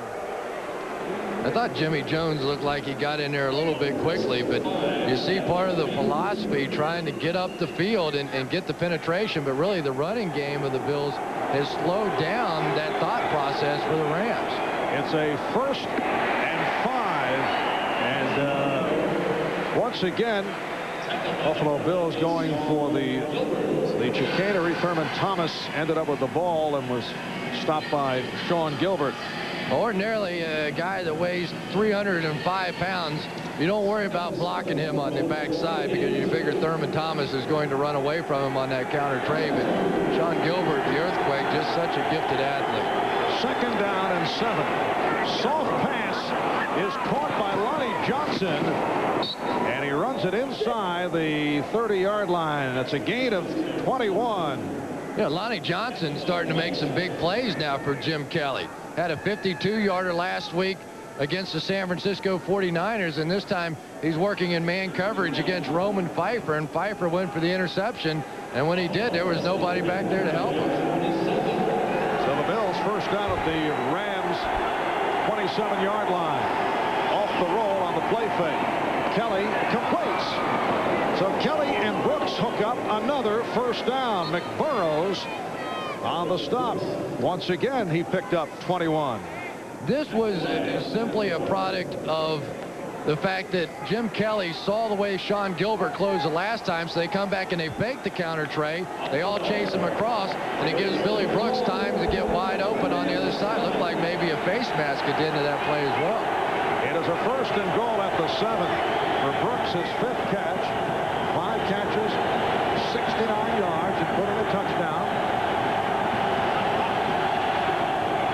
And the inside handoff for Thomas. Picked up a yard.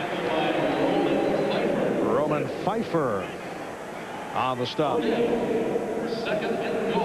Back to the prior play right at the end. See if there wasn't a face mask at the end of this one. Well, he kind of whacked him with the on the face mask, but I'm not. Yeah, kind of. Well, I'd say that's a face mask. And you see the movement. The play is blown dead.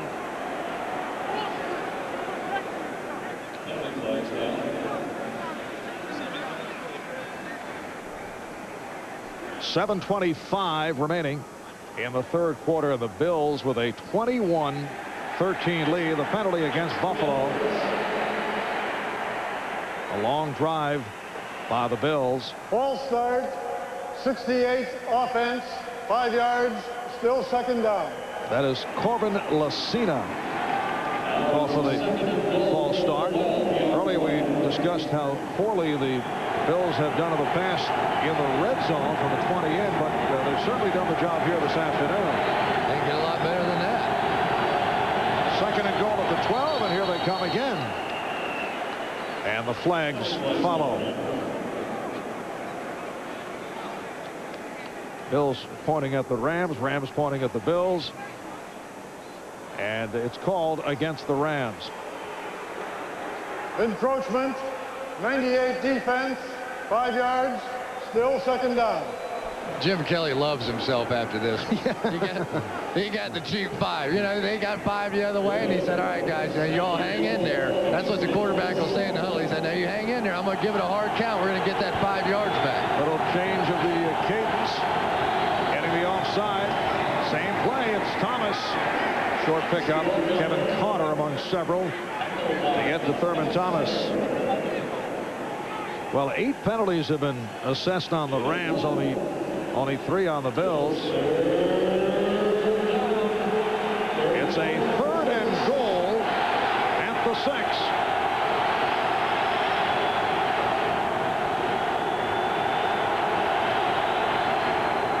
Kelly looking end zone. Touchdown.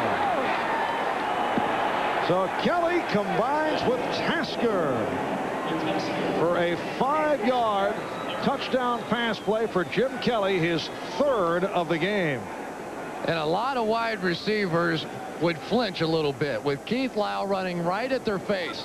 But when you've been playing special teams as long as Steve Tasker has and chasing kicks and getting knocked around, you just do a little spin at the end and you don't even worry about it. He's just a tough guy. I mean, it just, you know, your punt returner gets hurt, so he goes in and punt returner. Your holder is down, so he goes in to hold. Your receivers get hurt, he plays wide receiver. He can do everything. And for Steve Tasker, his 2nd touchdown catch of the season. Christie able to put it through. It's 5 for his career. Kelly now has 20 for the season.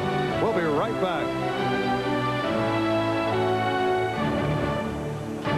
Very strong here today. 16 of 21. This with a sore shoulder. Questions about how far he could throw. He's thrown for 3 touchdowns, and the Bills now lead 28-13. And he really has just picked up this team on his back and dragged them into the playoff picture. The kick return by Todd Kinchin, and gets across the 25-yard line. A 26-yard return by Kinchin. And here's Kelly able to complete to Tasker and enjoying the moment.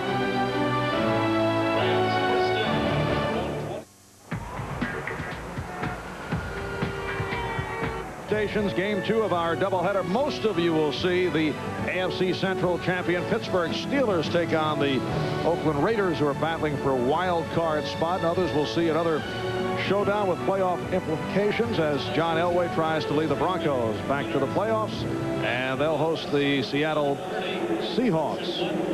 Dave Barr, who is the backup quarterback to Mark Rippon, a rookie from the University of California, has not taken a snap this season. I'm told to learn or help learn the proper formations he set up in his apartment, Chris, by pushing the furniture around as if they were the players on both sides of the field. Isaac Bruce on the reception. And finally caught by Cornelius Bennett, and that is good for 37 yards. There's one flaw to Barr's theory. I think that Couch does not have the same speed as Bryce Pop. Yeah, not quite. Here Mark Rippon sliding around in the pocket, and this is really the main weapon for the Rams. They have to find a way to get him the football. They don't have a game breaker in their backfield with Robinson or Bennis, and really the only guy that can get them quickly back in this football game is Isaac Bruce. What phenomenal numbers he has put up this season. First down at the Buffalo 35-yard line, and Rippon to the air again. Incomplete, intended for Leonard Russell, coming out of the backfield and covered by Thomas Smith. Check of the scoreboard. San Francisco over Carolina. Carolina got them earlier in the year. Atlanta in front of New Orleans. Indianapolis Colts. You know, the key with that Colts game, though, is that Buffalo has beaten the Colts twice this season, so any tiebreaker would go to Buffalo. The Bills next week are back home for Miami, and they'll finish at home against the Houston Oilers. Second down and 10 at the 35-yard line. Robinson with a change of direction, but ankle tackled by Phil Hansen. able to extend and get to Robinson. Rams next Sunday home for the Redskins, and they finish at home against the Dolphins. They have their final 3 at home after playing on the road. They have played their last 5 of 6 on the road. Really, for Rich Brooks, you can't ask for anything better than having a winning record in your last 3 games at home. And he's wanting to get a fresh 25. That's what it means when you're shoving your hand up in the air like that. 25. Thank you.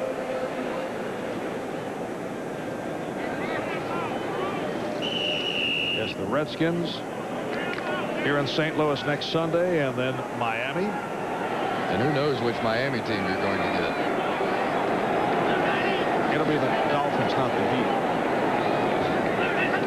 It's a 3rd and 8 at the 33. And oh, what a catch! And it'll be ruled incomplete. Isaac Bruce apparently had it and then lost it as he made the turn, covered by Matt Darby. And he got exactly what they were hoping for, one-on-one against a safety, Chris Green. And all the injuries now starting to hurt the Buffalo Bills. You could see the hold on the play by Chris Green. That's what Isaac Bruce was upset about. Had a chance to make that one. Really, Mark Rippon threw that one behind Isaac Bruce, or he would have walked into the end zone. And here's Dean Biasucci attempting a 51-yard field goal. Line drives it. It is right on target. So Biasucci has hit on 3. The Bills with a 28-16 lead. The internet will be the biggest thing to hit business since the Dome in St. Louis, Missouri. Better than 66,000 on hand, a capacity crowd. And the Bills now lead the Rams 28-16.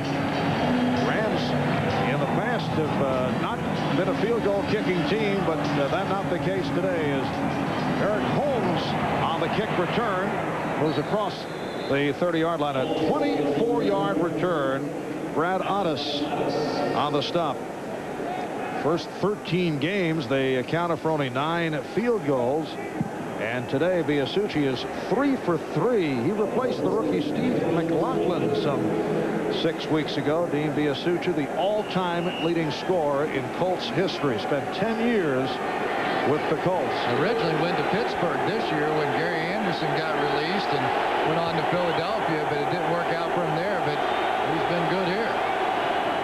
First down at the 31-yard line, and Thomas with the acceleration. He saw that hole off left guard, and he just ripped his way through. Toby Wright, the strong safety, made the stop.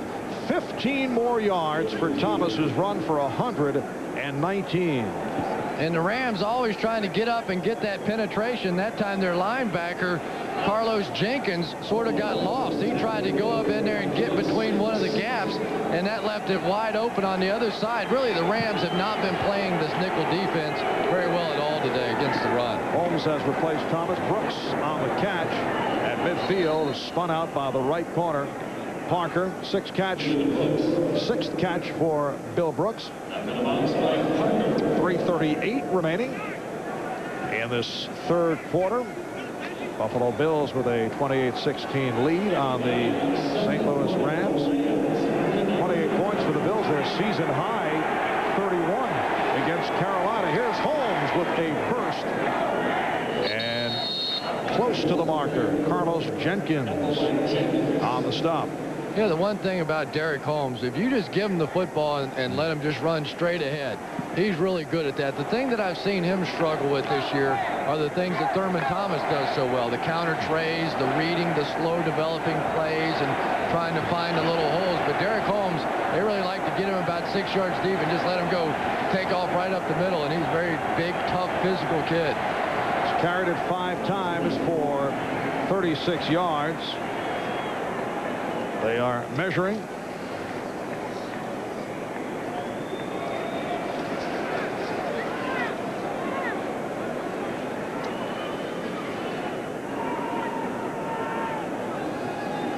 About 4 lengths short.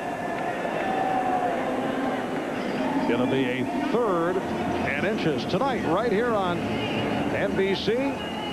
Check of the lineup, an NBC special, Lost Civilizations, The Maya, followed by Mad About You, and then Hope and Gloria. And it capped off by Eddie Murphy, starring in The Distinguished Gentleman. That's all tonight, right here on NBC. Third down play, inches away from a first down with 3 minutes to go in the third, and Tim Tyndale has picked it up. Jimmy Jones on the stop. Tim Tyndale with his second carry of the day, both in this type situation. He has played for the injured Carwell Gardner this afternoon. Yeah, and watch Ruben Brown right over there. He's the guy that's going to get the big movement. Just take that and turn. He got his arms in there and locked up, and they love running behind Ruben Brown in short yardage situations. Thurman Thomas going on the slant, where he was met by Carlos Jenkins. Buffalo Bills looking to put an end to a 2-game losing streak. They had won 3 in a row. They come in with a record of 8-5. Remember, though, the Bills have not been a good fourth quarter ball club.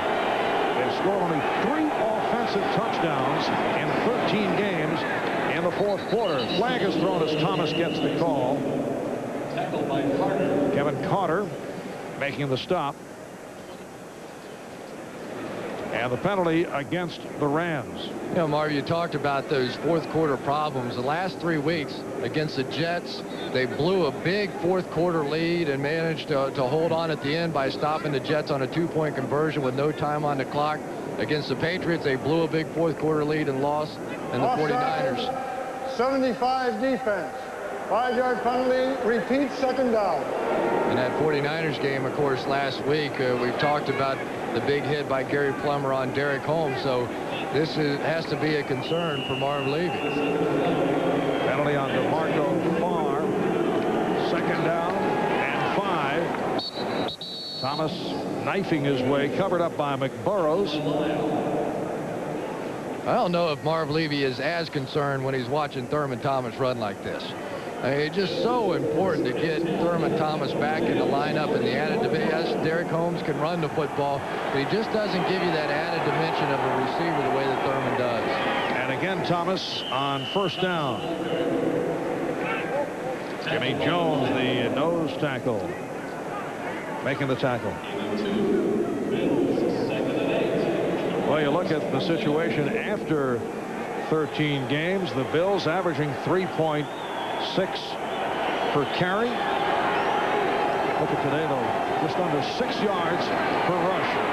As Kelly throws deep, and it's caught by Tasker. Steve Tasker for a touchdown, his second of the game. You have to love what Steve Tasker is doing. I mean, here's the guy that he was chasing kicks all of his life. He's the best that there was at that. He made 5 Pro Bowls in 6 years, and Steve Tasker now getting an opportunity. Remember, we were saying that Jim Kelly would bet his own team if anybody could cover Steve Tasker. Well, he could make a pretty good living off of the Rams as well. Nobody's covered him either. I guarantee you, Jim Kelly is having a ball. He is just loving the fact that he and Steve Tasker are hooking up and doing it the way they're doing it today. That's the 4th touchdown pass of the game for Kelly. It's a 28-yarder. Just a sensational day for Kelly as Christie is able to hit the extra point. Kelly is 18 of 23, 225 yards. You're watching the NFL on NBC. Burrows is essentially the third nickelback on his team. Skurlock got hurt earlier in the game. Torrin Dorn with the knee injury earlier in the season. And you think against Steve Tasker, you say, well, you know, here's the guy that he's not really a receiver, and he doesn't get on the field as a receiver that much. Well, 3 touchdowns now in the last 2 games. And for Steve Tasker, it is the first 2 touchdown game in his 11-year NFL career.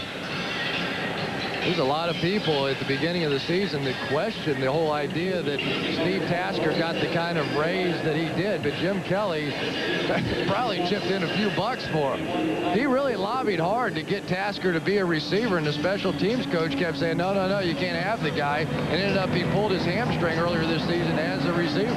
Here's Kinchin with the return. And another good one running out near the 30. Takes it 25 yards. Damon Thomas on the coverage. So from the 29-yard line, the St. Louis Rams back to the offense. 57 seconds to go in this third quarter. We're talking about the fourth quarter problems of the Buffalo Bills. Obviously, they're looking to put this game out of sight before the fourth quarter rolls around. And the Bills with a season high of 35 points and a season high of 385 total yards. And ripping to the ground. Here's Robinson finding the hole. Met by Matt Darby. Right here, let's check in with Greg Gumbel back in our New York studios. All right, Marv, thank you. And in Foxborough, the Patriots have pulled even with the New York Jets. This is Curtis Martin, a 9-yard touchdown run, the 13th rushing touchdown this season for the rookie. And with the extra point, it's a 14-14 tie late in the third. Marv? Thank you, Greg. 27 seconds to go in the third quarter. Here in St. Louis, Robinson picks up the first down. Hit by Pop. This, a Buffalo team that has received superb efforts from Thurman Thomas, Jim Kelly, Steve Tasker. After 3, the Bills doing it offensively are up 35-16. We'll be back after this from your local station. Chris, when you were down on the field during the warm-ups bothering the players, I know you had a long discussion with Jim Kelly, and is he decoying all of us by giving the impression that there were problems with the arm? I don't know about all of us. He got me pretty good. Yes.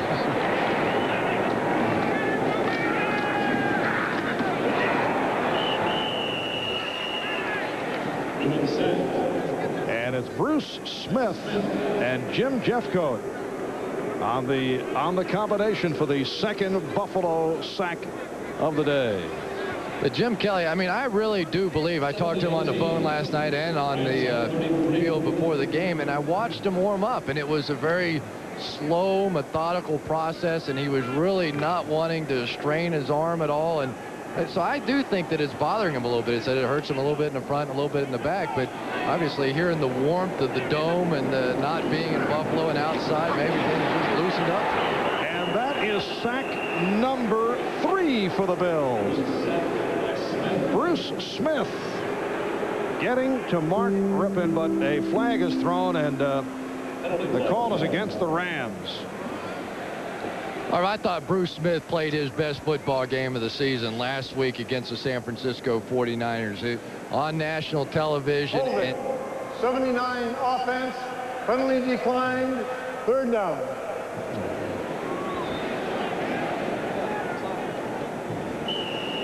Bruce on the top of his screen, and really one of the things that Rich Brooks talked about, he said that we really think that Wayne Gandy, our young left tackle, is playing much better, but the litmus test is today against that guy right there, Bruce Smith, and the litmus test isn't working out so well for Gandy right now. And that's the second for Smith. Johnny Bailey making the catch, but way short of a first down. Phil Hansen on the tackle. You know, it was, I'm sorry, Mark, but it was really Bruce Smith that lobbied for Bryce Pop. He had been trying for years because of all the double teams and all the attention that he'd been getting over there. He had been talking with this Bills organization. I've got to have somebody on the other side to counterbalance it a little bit. So at the beginning of the season, they kept double teaming Bruce Smith, and Bryce Pop now leads the NFL in sacks. So, I mean, it really has become an awesome combination, a little bit like what they have with Greg Lloyd and Kevin Green with the Steelers. And Tasker back for the punt, has to chase it, try to cut it off. And now on the recovery makes the spin and ends up out of bounds. 54-yard punt and a 9-yard return. MasterCard, it's more than a credit card. It's smart money. By Sega Saturn, the next generation video game system. Reality has just been redefined. And by Bud Light, if you want great taste that won't fill you up and never lets you down, make it a Bud Light. Back in St. Louis, the Buffalo Bills will start out from their 27. There's Bruce Smith, who just collected his second and third sacks. I should say his first and second sacks of the day. Now has 12.5 for the season, and he has moved into a third-place tie all time with Richard Dent. Minute and a half gone by in the fourth quarter, and Thurman Thomas is stopped back behind the line by the right defensive end, Sean Gilbert.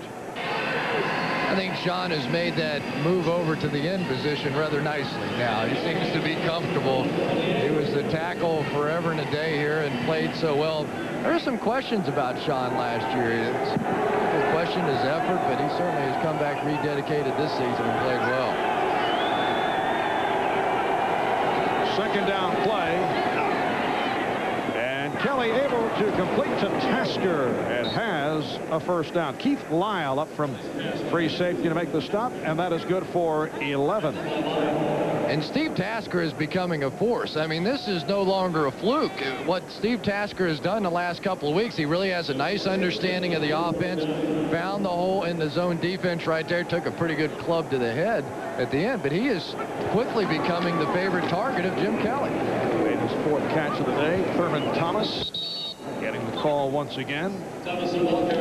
Roman Pfeiffer on the stop.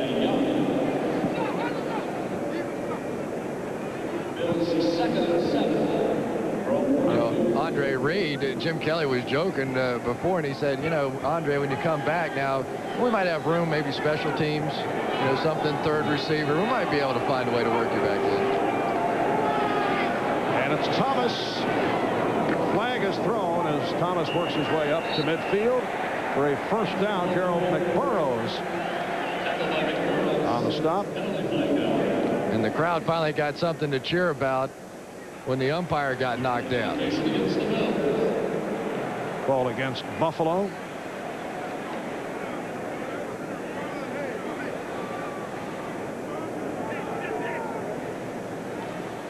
Illegal use of hands. 79 offense, jammed to the face. 10 yards, repeat second down. Well, that is the left guard, Reuben Brown, called on that penalty. It's my man Reuben.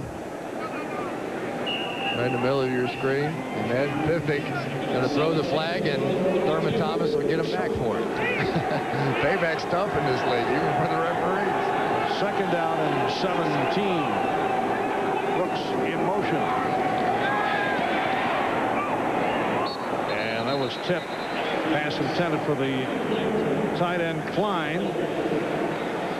11:37 remaining in this fourth quarter. Yeah, Bill Brooks was standing behind Jim Kelly. I think they had some kind of a trick play on, and Bill Brooks was sitting back in the backfield waiting on the football, and Billy said, how come you didn't give me the ball? And Jim just threw it out to the side. We have seen a number of gadget plays being used here by the Bills.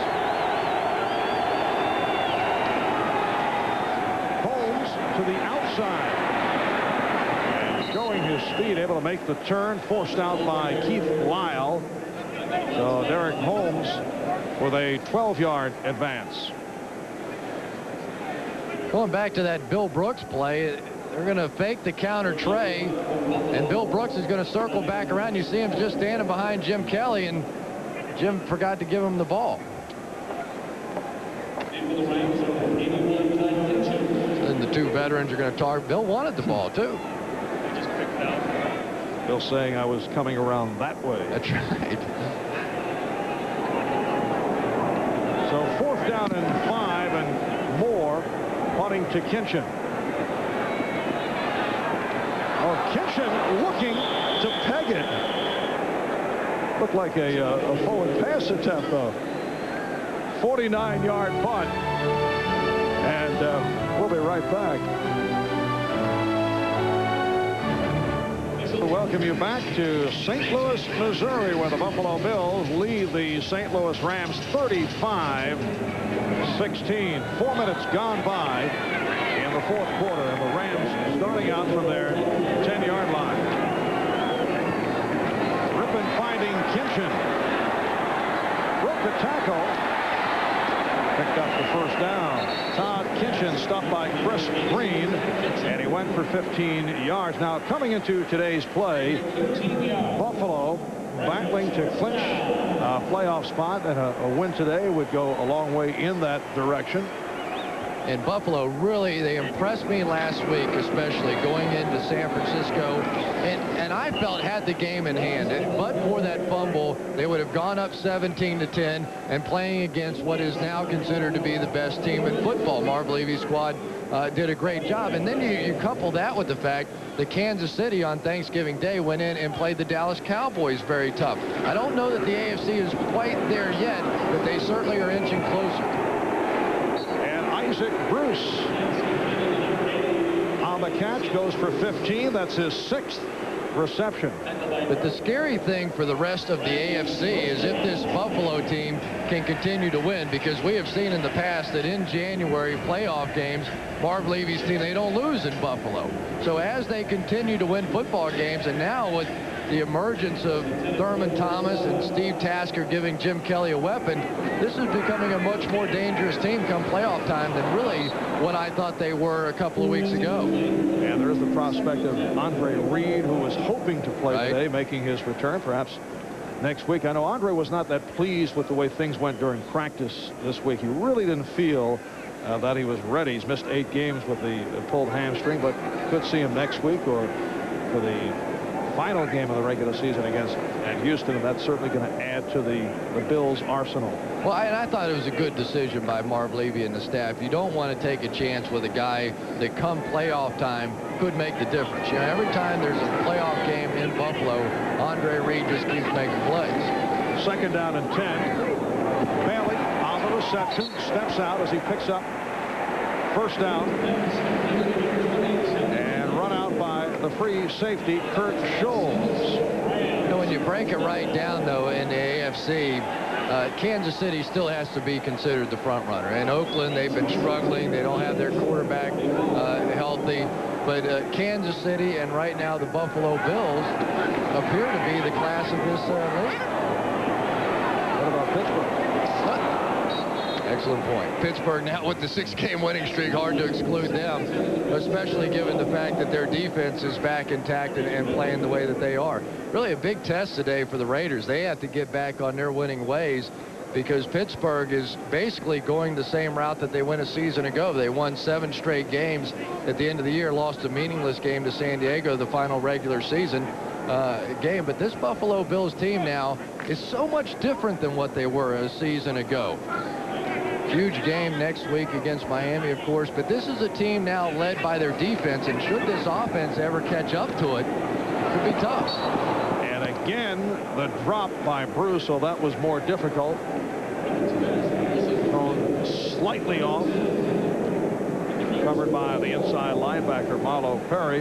It's also a Buffalo Bills team that last year did not make the playoffs. They won 7-9 after playing in the 4 straight Super Bowls, after starting the season by winning 3 of their first 4, and they have been able to patch it up.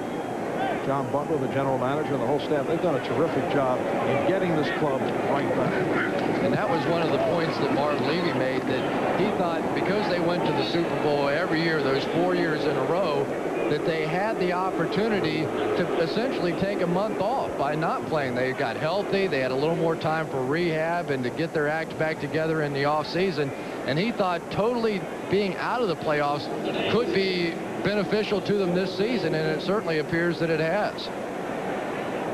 Well, the crowd reacting to the play calling of the Rams, who now are faced with a 4th down and 8. And the Buffalo 43, 8.5 remaining in the 4th quarter. And Rippon completes. Alexander White has the 1st down and more. Kurt Scholes on the tackle. It's a 26-yard pass play. And the Rams not throwing in the towel just yet. Mark Rippon with time to throw. This offensive line not doing too bad of a job. And they're trying to make it a 2-touchdown game.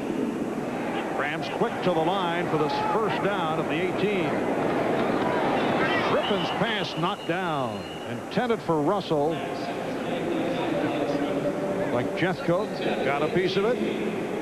former Cowboy who was brought in here and given a nice hefty contract to be a pass rush specialist, and with some of the injuries to Phil Hansen, he has become an important part of it.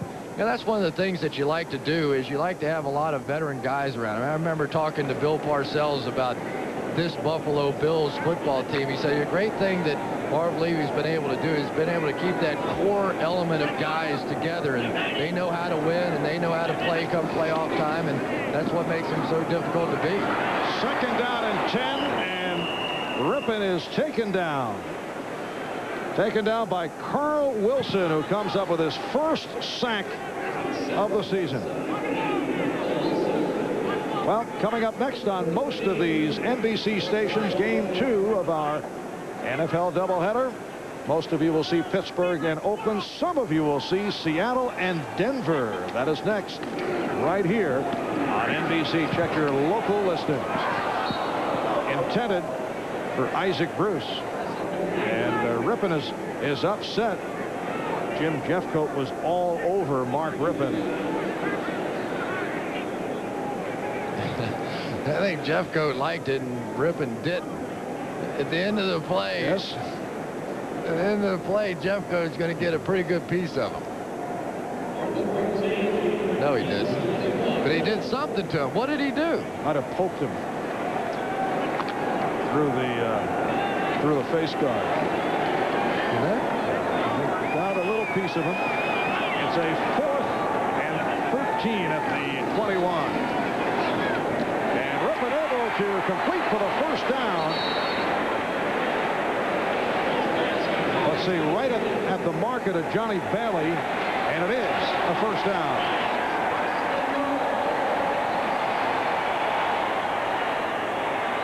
Seventh catch for Bailey for 56 yards. That's good for 13 and a 1st and goal at the 7. I'm telling you, I've seen the Bills the last 3 weeks, and the 4th quarter has not been their friend. They've given up a lot of points trying to hold on to leads down the stretch.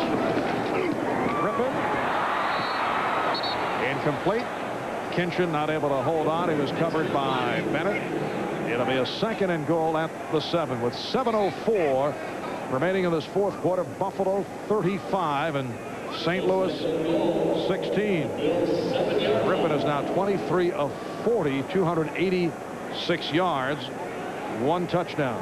And Rich Brooks telling us yesterday that this is really sort of an audition for Mark Rypien, that if Chris Miller cannot come back next season because of these concussions, that they want to find out if Mark Rypien will be the guy.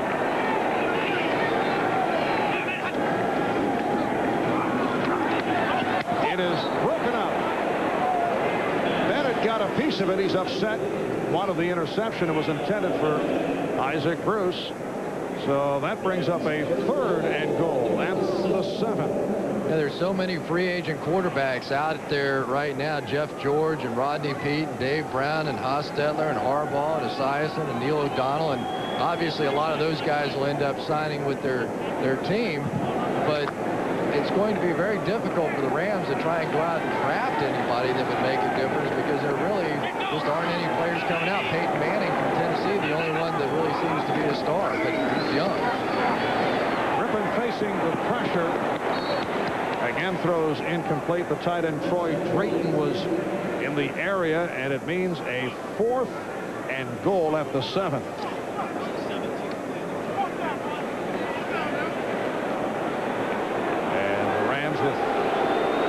They aren't. They're bringing in the field goal unit. All right, let me do a little math. That would make it a 19-point game. Plus two TDs with the two-point conversions to tie the game. So 2-point conversion gets them within 16. It's a 25-yard attempt for Biasucci, who is 4 for 4.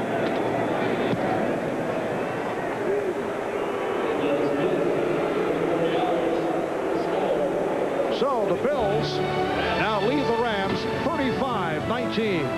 That was crazy, though.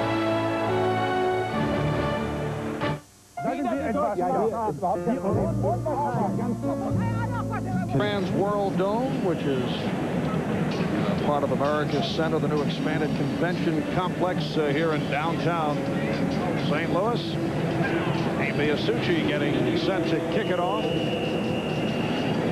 Set up for an onside kick. The Bills are going to be forced to burn a timeout. They weren't expecting it.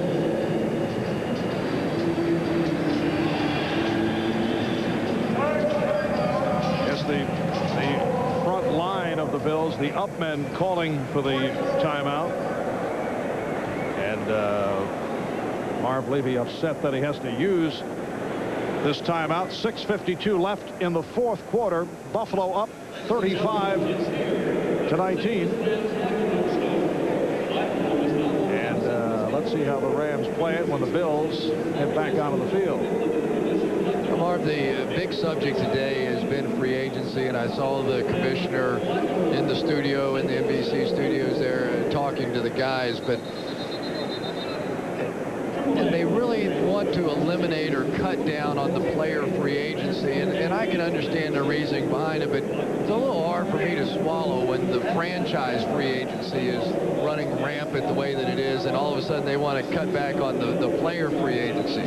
The problem right now is that the owners can't control themselves. They can't control the Jerry Joneses of the league, and then all of a sudden, sort of like baseball, they want to try and dump their problems within the ownership back on the players and make them come back on their costs. One problem, though, with player free agency is you see the onside kick that is covered up by the Bills.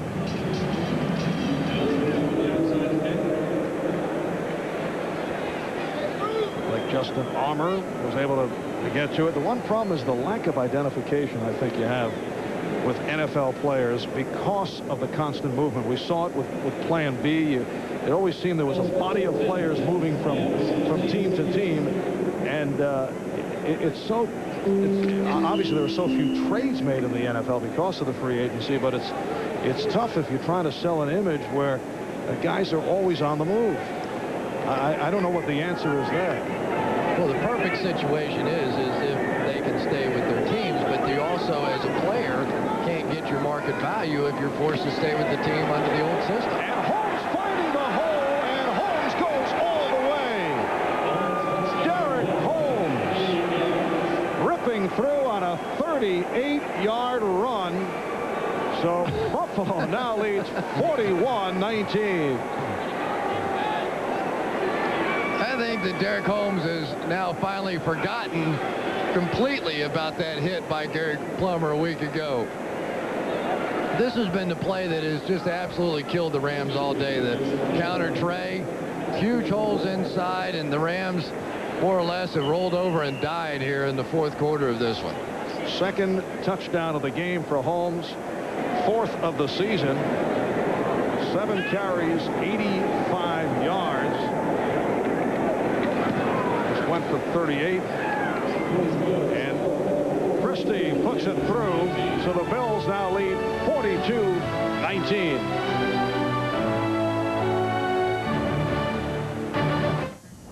Dad? Yeah? There's something I want to tell you.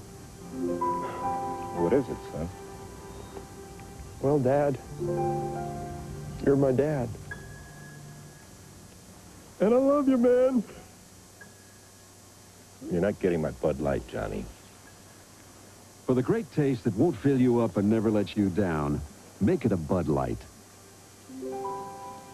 Ray, forget it, Johnny. 1-2 combination on the ground. Thurman Thomas did score a touchdown, but it was as a receiver.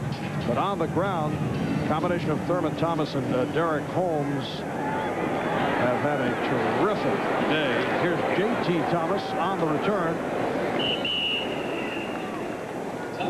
Well, NBC Tuesday starts with an all-new Wings, followed by News Radio, Frazier, and then Larroquette returning to Tuesday.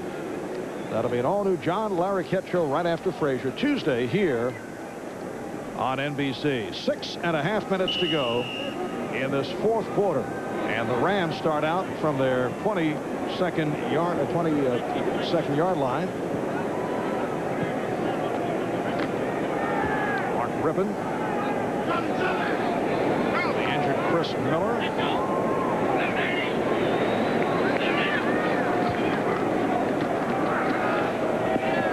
And Rippon's pass is caught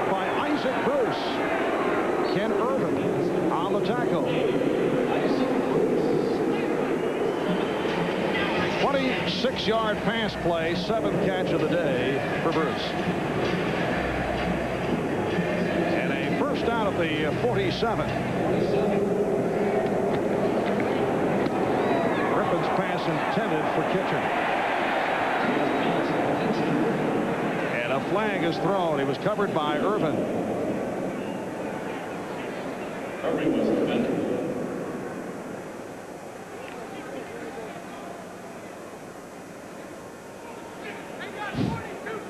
We have had more discussions here this afternoon. Pass interference, 27, defense, automatic first down. Couldn't decide if this was a hold or pass interference. I'd say it's both.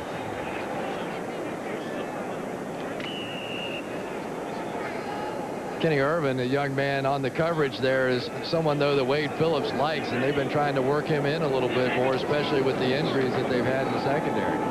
And from midfield, once again, it is Bruce breaking a tackle, then taken out by Perry.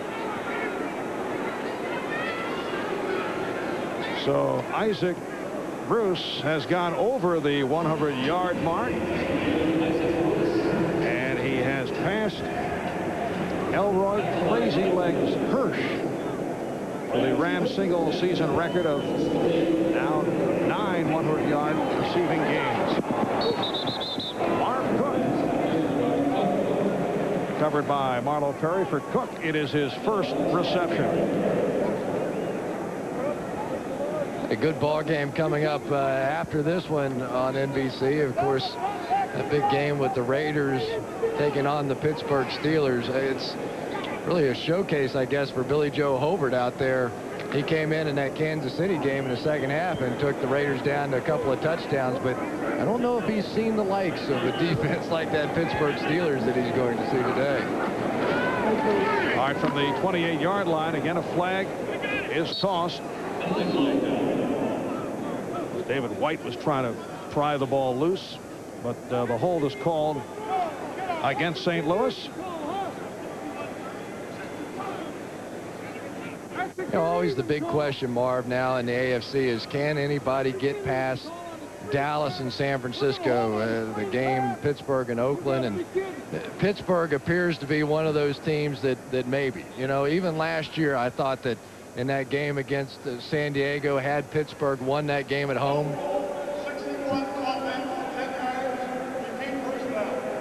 which they should have. They came in as the big favorite there, that they were a much better matchup against San Francisco than were the San Diego Chargers. And they're just starting to get on a roll now, and so are the Buffalo Bills, and so are the Kansas City Chiefs. And there's a lot of teams in the AFC that are hot at the right time, come playoff time. And today it'll be Oakland's turn to try and slow down that Pittsburgh defense. Really, nobody's been able to do it in the past month and a half. Penalty called on Vern Brostek, the St. Louis center. And Rippon able to complete. Bruce on a lateral. Thomas Smith made the stop. So Isaac Bruce for Jesse Hester on the lateral. Remember this game in the Dolphins playoff game a couple of years ago that went for the touchdown? The old hook and lateral play just missed. It was just about a foot away from being a touchdown for the Rams. I don't know if I would have used it in a game of 42-19. Might have saved it for one that was a little closer. It's a 2nd and 2 at the 20. You see Bruce with 9 catches, but for the most part, he's done it with his team out of hand. The stats are being padded right here. Bailey picked up the first down, taken down by Damian Covington.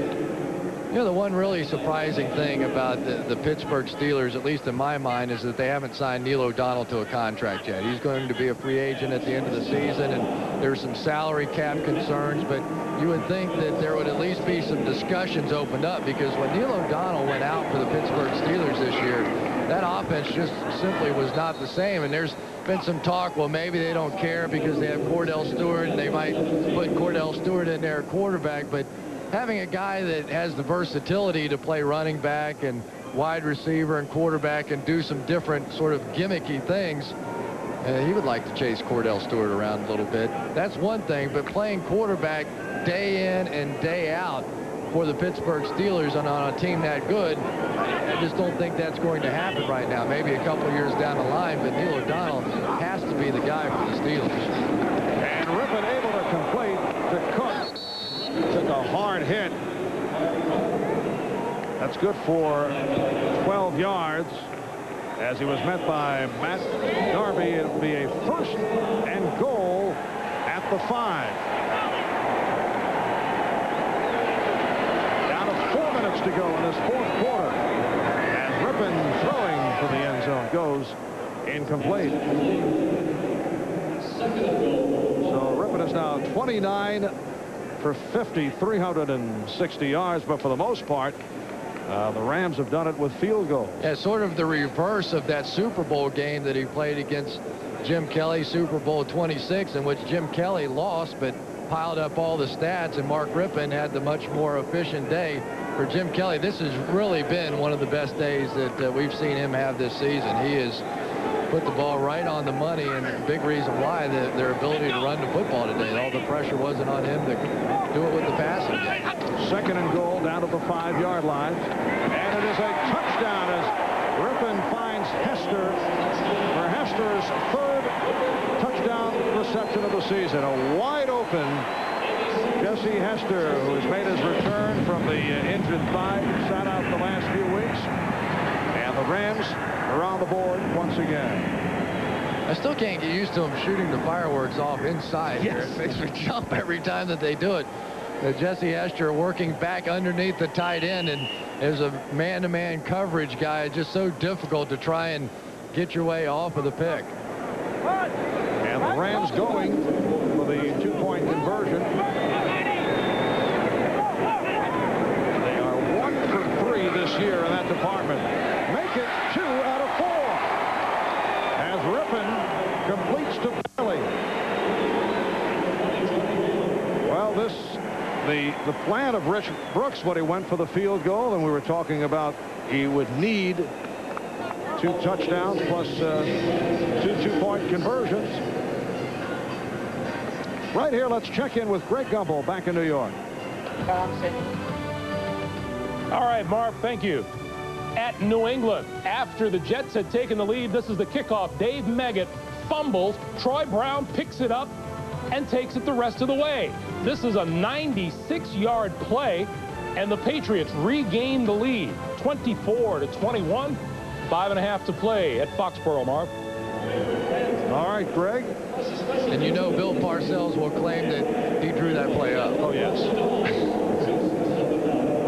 I was about to finish my sentence before we sent it off to the update. Rich Brooks' plan was the field goal and the 2 touchdowns and the 2-point conversions. He did not plan on Buffalo scoring. Good afternoon, everybody. I'm Marty Ernst in the Channel 2 newsroom. We promised we would bring you the decision when it was made. It has been made, and all public and parochial schools in the city of Buffalo have been canceled for tomorrow. And, of course, that state of emergency in the city of Buffalo continues until 8 a.m. tomorrow. Our special coverage continues right after the Bills game. Back to 500, and still, despite this loss today, still with a chance for the playoffs. Not too bad. And again, the onside kick looks like the Rams recovered. It went through Justin Armour. It squirted through. He had an opportunity. And it was Todd Kinchin who came up with it, and Marv Levy is upset.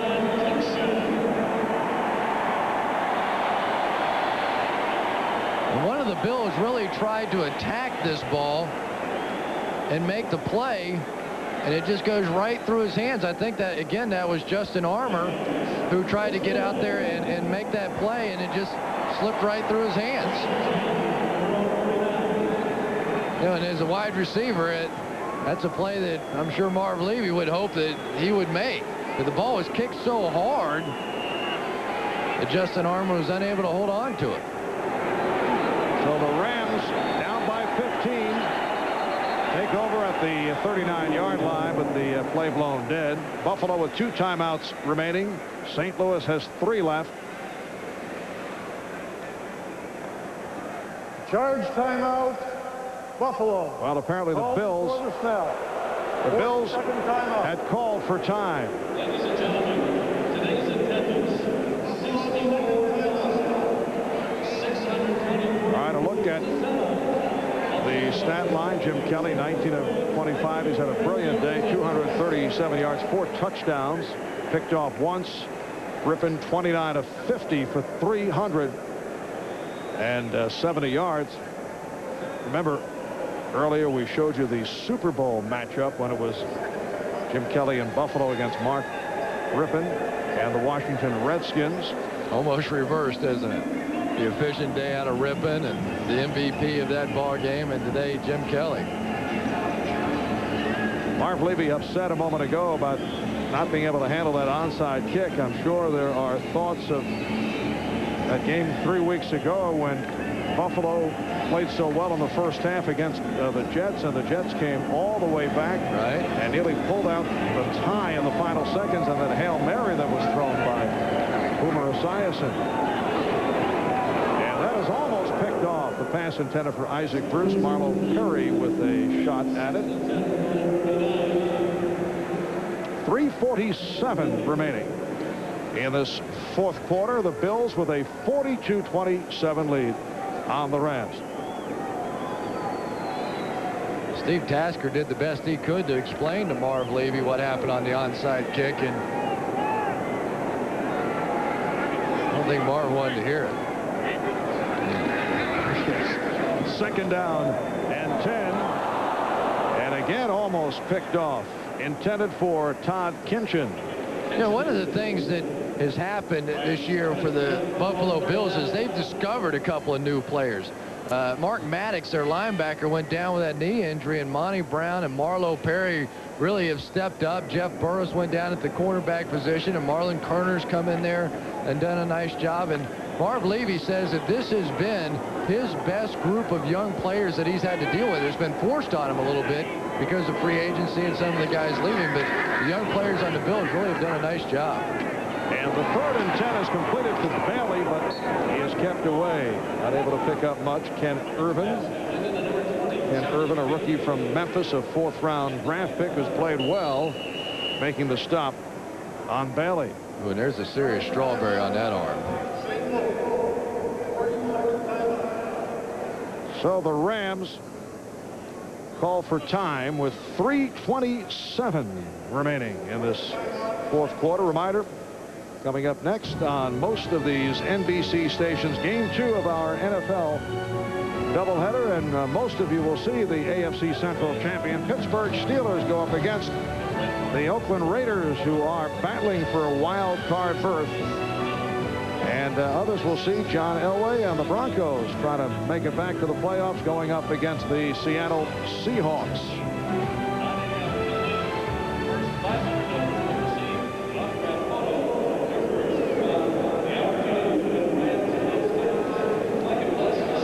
Two of the top teams in the AFC going at it in the second game of that doubleheader, and Pittsburgh trying desperately to get up and make sure that they have home field advantage, at least until they would have to play against Kansas City. But for Oakland, maybe a bigger game for them. This 3-game slide that they've been on, they need to get it back on the right track. And Mike White really got after his football team this past week. 4th down and 7, and Bruce not able to hang on. He's had some problems here today. 3 or 4 drops by Isaac Bruce. Yeah, he really has. And Isaac Bruce, he's a marked man now in the National Football League. Early in the year, I don't think the people really knew who he was. Even Mark Rypien didn't really know who he was. Remember, he was telling us about first time he showed up at minicamp and he started throwing balls. He kept asking, who is this guy Isaac Bruce that keeps making plays? Then they went into preseason and he said, who is this guy that keeps scoring all the touchdowns? And then it just carried right on into the regular season as well. Last year, 21 catches, but he had knee problems, and he has burst through this season. So the Bills take over on downs with 3:22 remaining fourth quarter. Holmes stopped by Farr, DeMarco Farr. And I'm sure there's somebody out there that's a heck of a lot smarter than I am that can tell me why exactly Jim Kelly would still be in this football game. I mean, you've got a team that is so reliant on the quarterback right now. He's coming off of a sensational game, and I'm sure Jim's just going to go in there and hand the football off. But, I mean, who knows? Eventually, you've got to find out about Todd Collins, and it could be that in the middle of the playoffs, all of a sudden Todd Collins has to go in the game. Why not throw him in here and get him a couple of snaps? But as you know, Chris, coaches very conservative about these type of situations and usually like to make certain. And as you say, probably Kelly will hand off most of the way. A penalty marker is down as Holmes was hit hard. Farr involved on the stop. And another flag is thrown. And another.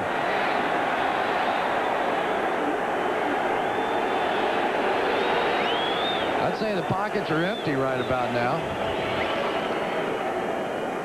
But see, this is the kind of game that gets ugly. This is when my quarterback stands over there next to me.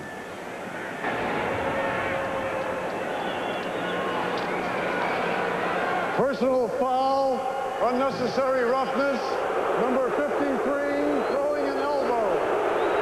After the play, picking up my flag, throwing it as an unsportsmanlike conduct. We will compound the penalty. Oh, now it's one thing to throw an elbow at another player, but don't ever pick up Gordon McCarter's flag and throw it again. I hate when that happens. I hate that kind of a thing, right? Gordon did not like that. Gordon's been around a long time, and you can do anything you want to Gordon McCarter or one of those other guys, but don't pick up. Now, that flag's probably been around for 25, 30 years, and he took his flag and threw it another time. And Jim Kelly saying, you know, you should have thrown him out of the game for that. See, this is all right, because these are big guys, and they go at each other, and you throw elbows, and you do all those kinds of things, and that's one thing. You know, that's football stuff right there. But to then go over and throw Gordon McCarter's flag, you got to know better than that. And that is Cedric Figueroa. That's the longest penalty I've ever seen. They took it from the 40-yard line down to about the 12. He is a 6-year man out of Notre Dame. Strong special teams player, getting extremely involved in the officiating. And on the pitch, Holmes stopped by Wright. You know, the thing I always wanted to do is just take it back to the pitch. You know, when they weren't looking, just kind of stuff it underneath your jersey and just watch one of those referees sort of walking around. Because I don't know if they have backup flags or not. I'd just like to see him sort of look around for a while. And a timeout is called. St. Louis. So the Rams call for time with 2:16 remaining in this fourth quarter. Let's check in again with Greg Gumbel.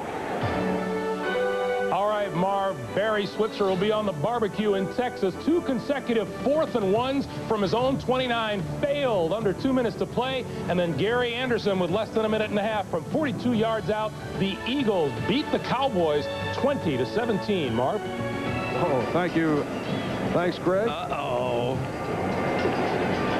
Well, that makes things a little bit different now in the NFC as well. You know, that's what everybody's talking about right now. That all of a sudden the Cowboys are vulnerable. All of a sudden the 49ers we saw last week, Bryce Popp and Bruce Smith and Cornelius Bennett, they really got after Steve Young. 4 sacks in that game. And I think now Kansas City got a taste of Dallas. Buffalo got a little taste in San Francisco. The confidence of these AFC teams just keeps growing. Second down and 10. Holmes ran into his own man, then tried to reverse, ran into the center, Kent Hull. Toby Wright on the tackle. Buffalo, 1 timeout left. St. Louis, 1 remaining. We're coming up on 2 minutes to go in this fourth quarter. The Bills leading 42-27.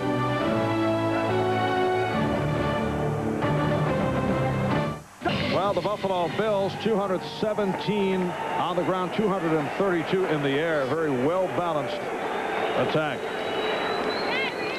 And 2 of the attackers right there. Both with really big days. But I think the one that's more significant is, looks like Thurman Thomas is back.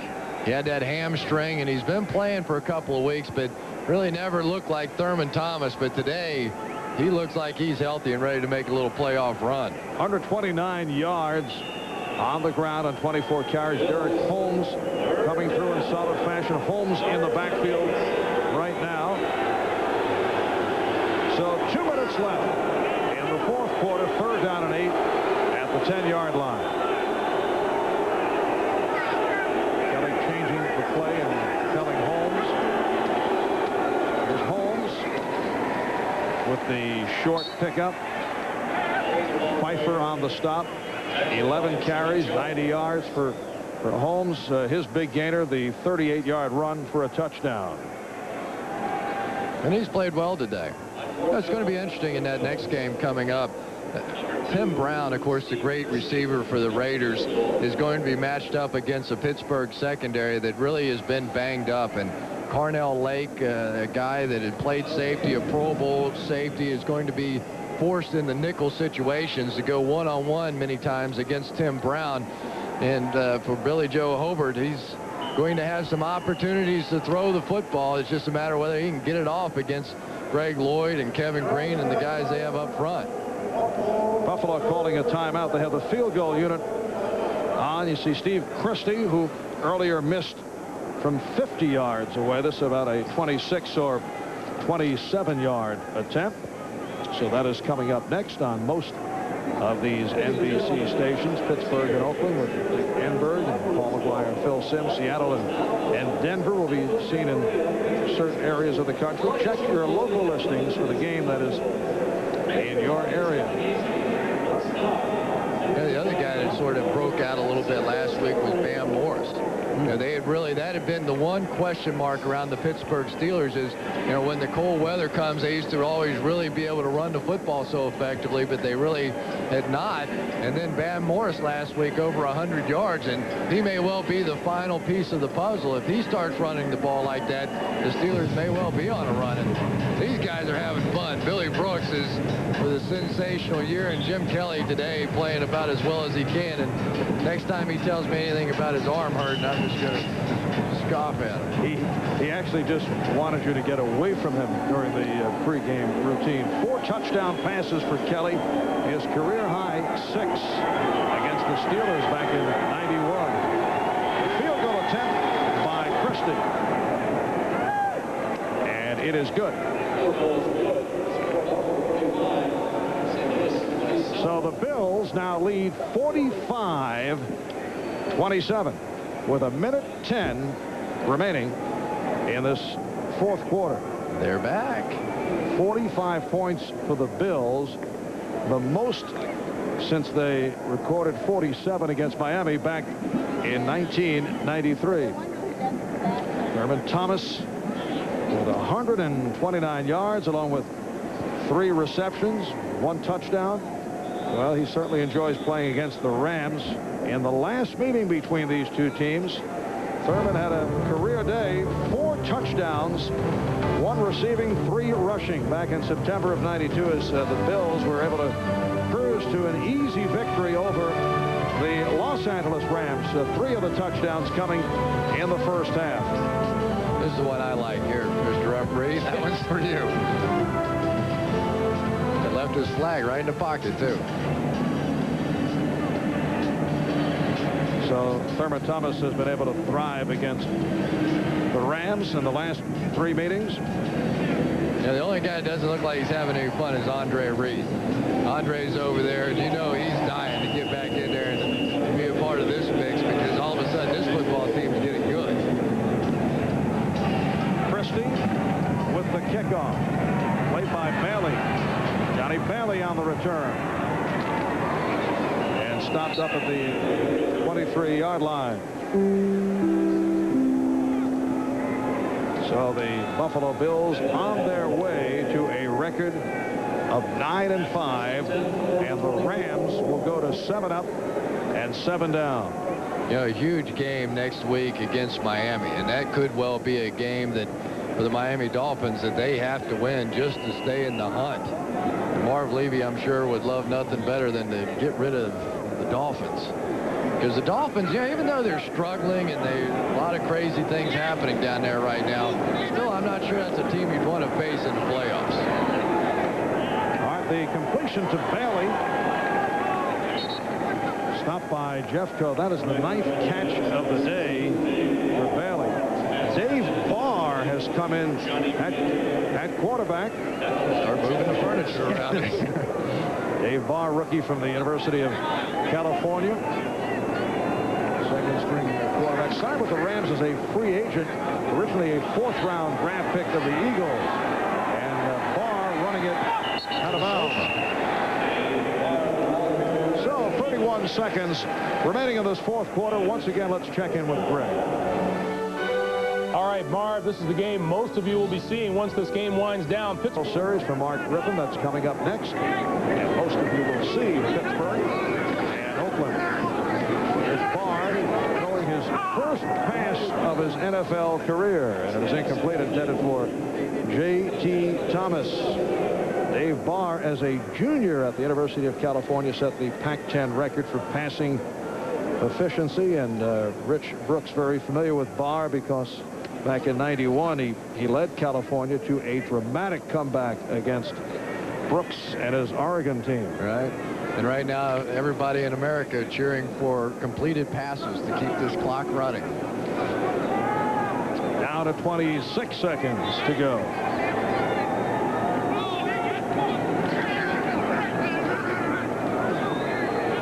To the sideline, and there is his first NFL completion, hooking up with Jesse Hester, covered by Chris Green.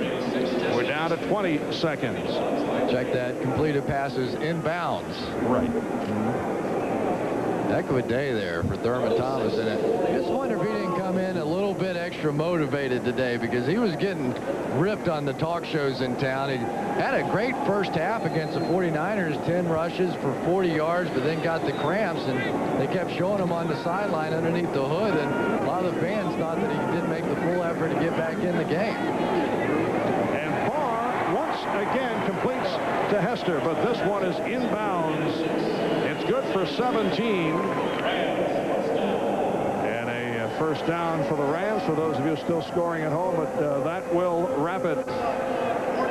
No, a timeout is taken. Oh, good.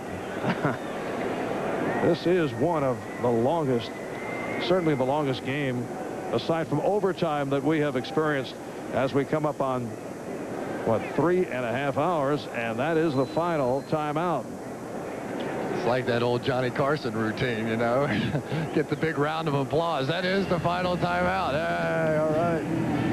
The Bills with 45 points. And here is Barr throwing downfield and dropped. Well, a gimme interception opportunity for Matt Darby. That looked like a fair catch. And 6 seconds remain. Come on, Matt. Matt's getting a chance. Really, Matt Darby, this has sort of been a rough year for him. He came into the preseason all banged up, and he led this team in interceptions last year with 4, but he got hurt, and Kurt Scholes got a chance, and Kurt Scholes has been sensational this year. 6 seconds remaining.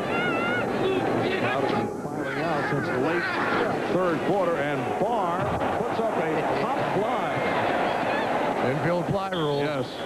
And I believe that will conclude matters.